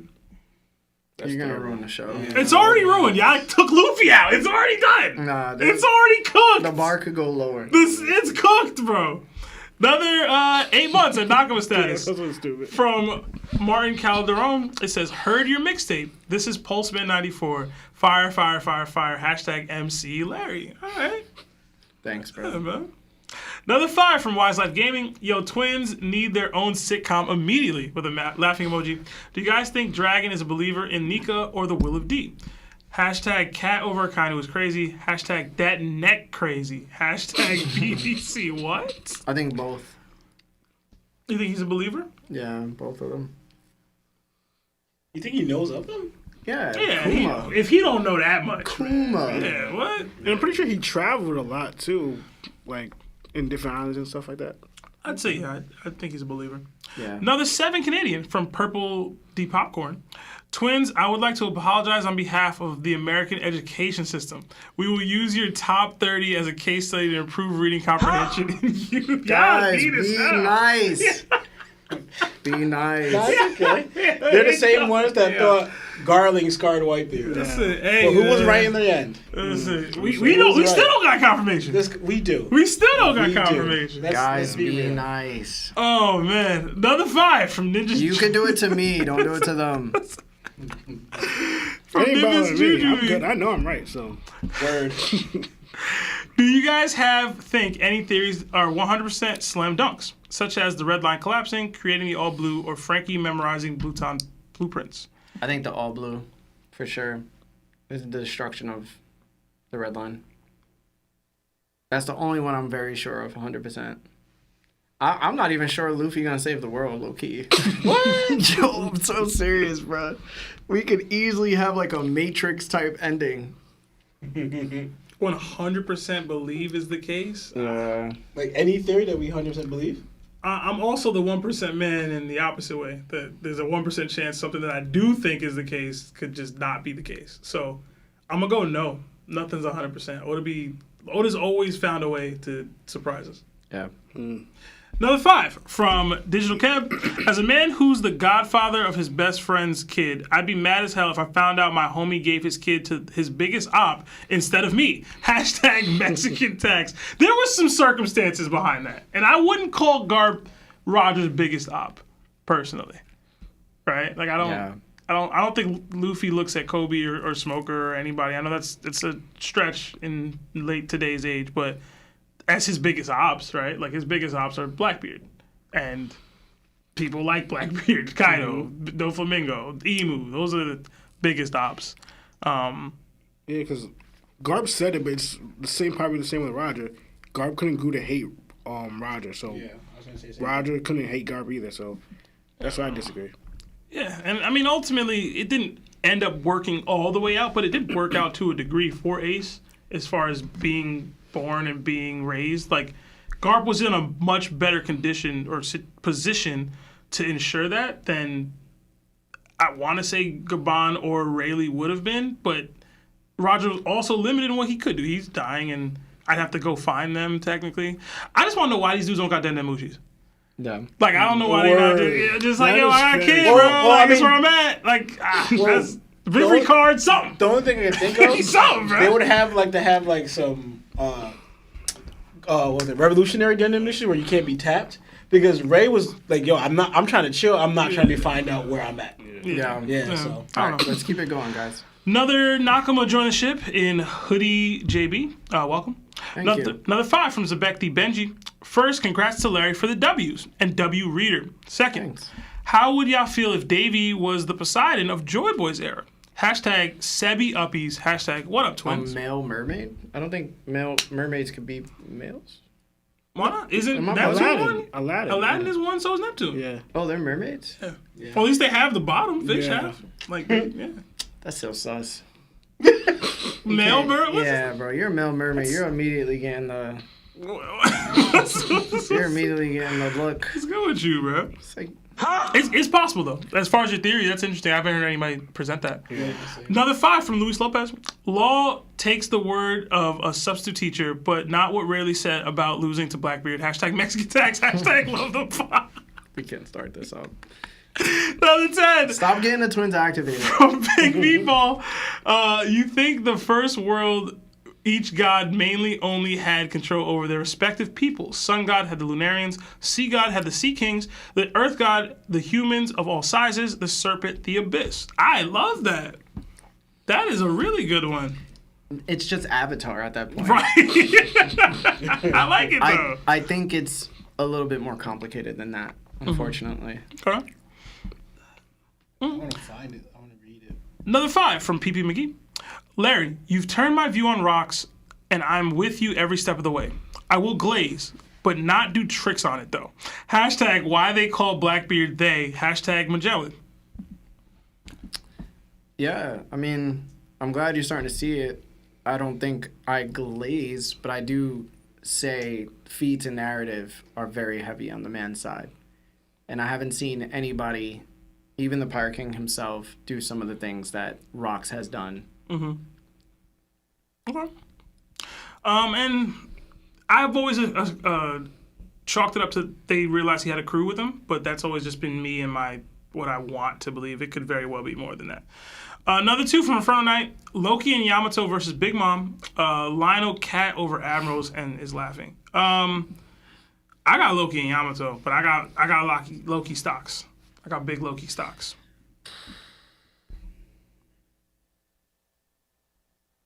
Loki and Yamato versus Big Mom. Mm-hmm. To me, that's a stronger team than Law and Oh, absolutely. and Kid. But the reasoning Of is that course. Law and Kid circumstantially defeated Big Mom. They didn't defeat her for real. They don't have a means to ring her out. Like, they have to knock her out. I'm going to go with Big Mom. Okay. I got Loki and Yamato. I got Big Mom too. I got Loki and Yamato. But I think it's a good one. Another 5 definitely. from Battle? Yay Battle? I don't know. It says, if there's no Larry supporters, I'm dead. I don't care. Hashtag paying my Larry tax and then some. Hashtag love y'all. Hashtag W Glaze. Thank you. I love when Larry gets support, man. Thank you for supporting. Another 5. Don't Larry tax. 'Cause gift- it doesn't give the That's same not message. Another 5 from Andrew C. Gifted membership. So Thank you, Andrew. Throw the W fist up. The Knock'em fist up. Another 2 from Quincy Jones. Emo has the abyss fruit. Binging all the old topped. Oh man, we got some trash takes in there. Please don't. We got some trash Please takes. don't. Just stay in right there. here. Watch the videos forward. You're gonna hear some things you ain't proud of. Listen, man. We got another 3 months at Knock'em status from Andrew C. Warlord status, sorry.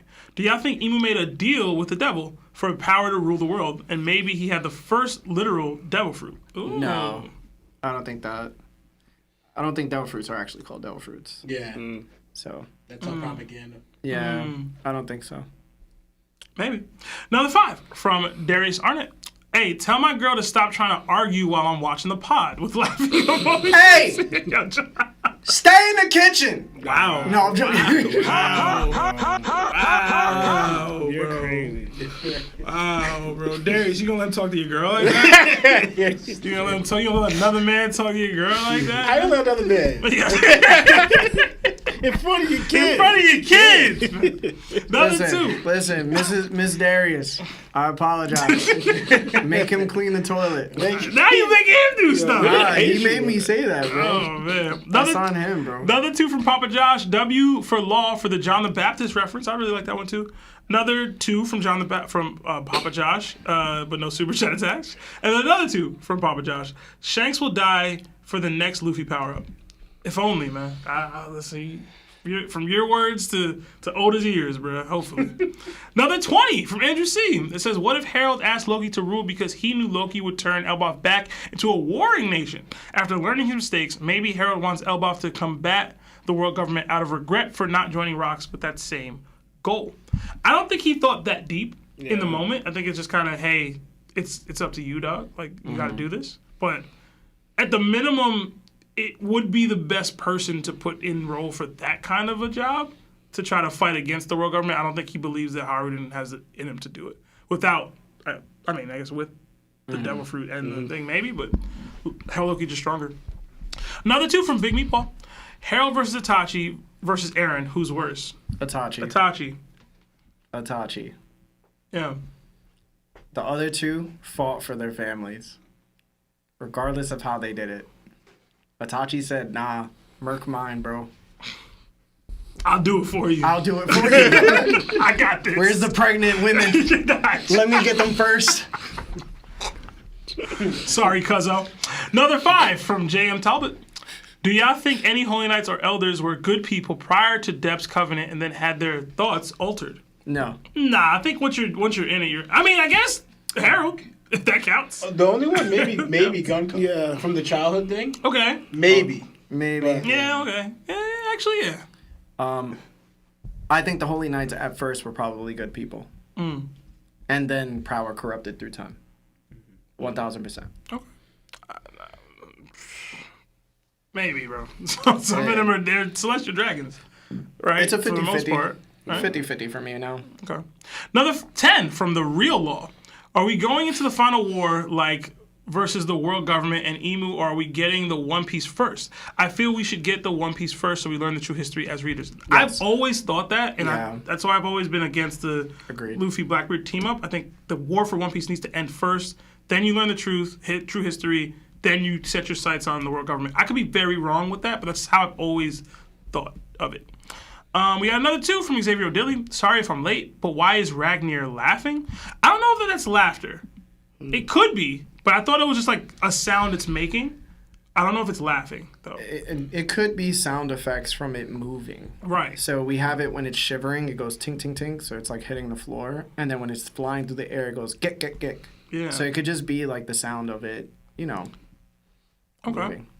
All right. We got another 2 from Reggie J. It says, and today is Anika's birthday. So shout out to Reggie J. Happy Shout out birthday. Reggie, bro. Another 2 from Reggie J again. It says, forget Adele Fruit, give Usopp an Uzi. Imagine. And another 2 from Reggie J. It says, Loki is as bumpin' NBA Youngboy Nevada. I've never heard the song, so I'd have to check it. And another 2 from Reggie J. It says, and then YB life support. Also never heard that. And then another 2 from Reggie J. Oh, and shout out to Cousin Marv with the Dominican flag. I don't know what flag this is. It's a Haitian flag. Haitian flag. Okay. That's all my Haitians out there. It's not beef, Marv? Nah. I'm what? I'm My joking. best friend is Haitian. I'm joking. Another 2 from Reggie J. Shout out. Oh man, Reggie, bro, you go crazy. Another 2 from Reggie J. If we're gonna roast, keep it PG, chat. Yeah, man, keep it PG. Another 10 from Uriel Reyes. It says, hey, Nakama, wanting to wish you 5 happy holidays. Quick questions. thank you. Who from Bleach would have Conqueror's Haki and why? Aizen. Kenpachi. I took the Aizen answer because it's easy. Lawrence knows Bleach. A little bit. You said my 2. The Captain Commander. I was like, do you think he would have it? Captain Commander?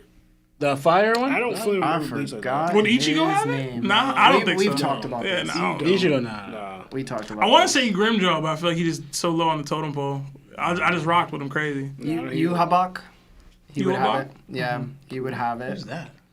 How I know who Yuobak is and you don't? I'm not going name, man. The You got the mustache. captain and of the cloak. Quincy's. Oh, The okay. leader of the Quincy's. Soul King, rightfully so. I think Squad 0, all of them, would probably have Conqueror's Who's on Haki. Squad Zero? I don't know their names, but they have this black guy who created Zanpakutos. They have the pink-haired woman, who's a real big girl, who makes excellent food. There's another guy Where's with she at? like the Kuwabara haircut that has the ability to bathe you in a hot spring, and it heals you. There's another girl who has the ability to fabricate fabric and turn it into different dimensions and trap you inside of it. And you're saying this entire squad would have Conqueror's Haki? Yeah. Okay.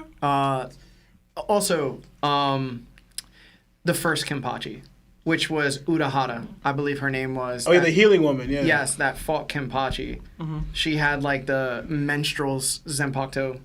The what? That sounded crazy. It did, bro. I was. Ain't no way, yo. That's what Kubo was on? Yo, she's amazing. That's how Kubo was moving? She's really good. We weaponizing menstruation? She's really good, bro. Okay. So it really would kill you. Yeah, no. She really good. Another 5 from Josie Dirts. Maybe Shanks told Loki it was too soon to attack the world government, while Loki called Shanks a coward. Then Gaban and Shanks decided to lock him up until Luffy's ready. Nah. I don't know if Gaban got Luffy on the mind this time. One more guy. I forgot his name, But if anybody's ever watched this filler, you know who I'm talking The about. Bound dude? No, it's from the Byakuya clan. He had a Zanpakuto that could take control over the entities within other Zanpakutos and then use them against their users. That sounds so familiar. He was dirty, bro. He was so sounds so nasty. He was familiar. my favorite. He was like the Broly of the Bleachverse. That sounds unfamiliar. Yo, he was so dope. I forgot. I gotta see what his name is, but he was amazing. There's a guy Charles told me was like the greatest Bleach character of all time, and he was filler. he Maybe was it's better. that guy. Yeah, he was better than like anybody, bro. Another 2 from Reggie J. Mermaid Man and Barnacle Boy unite. What? Another 2 from Reggie J. Glazing or actually just giving flowers and facts. Yeah, I mean, sometimes the glaze comes out, bro.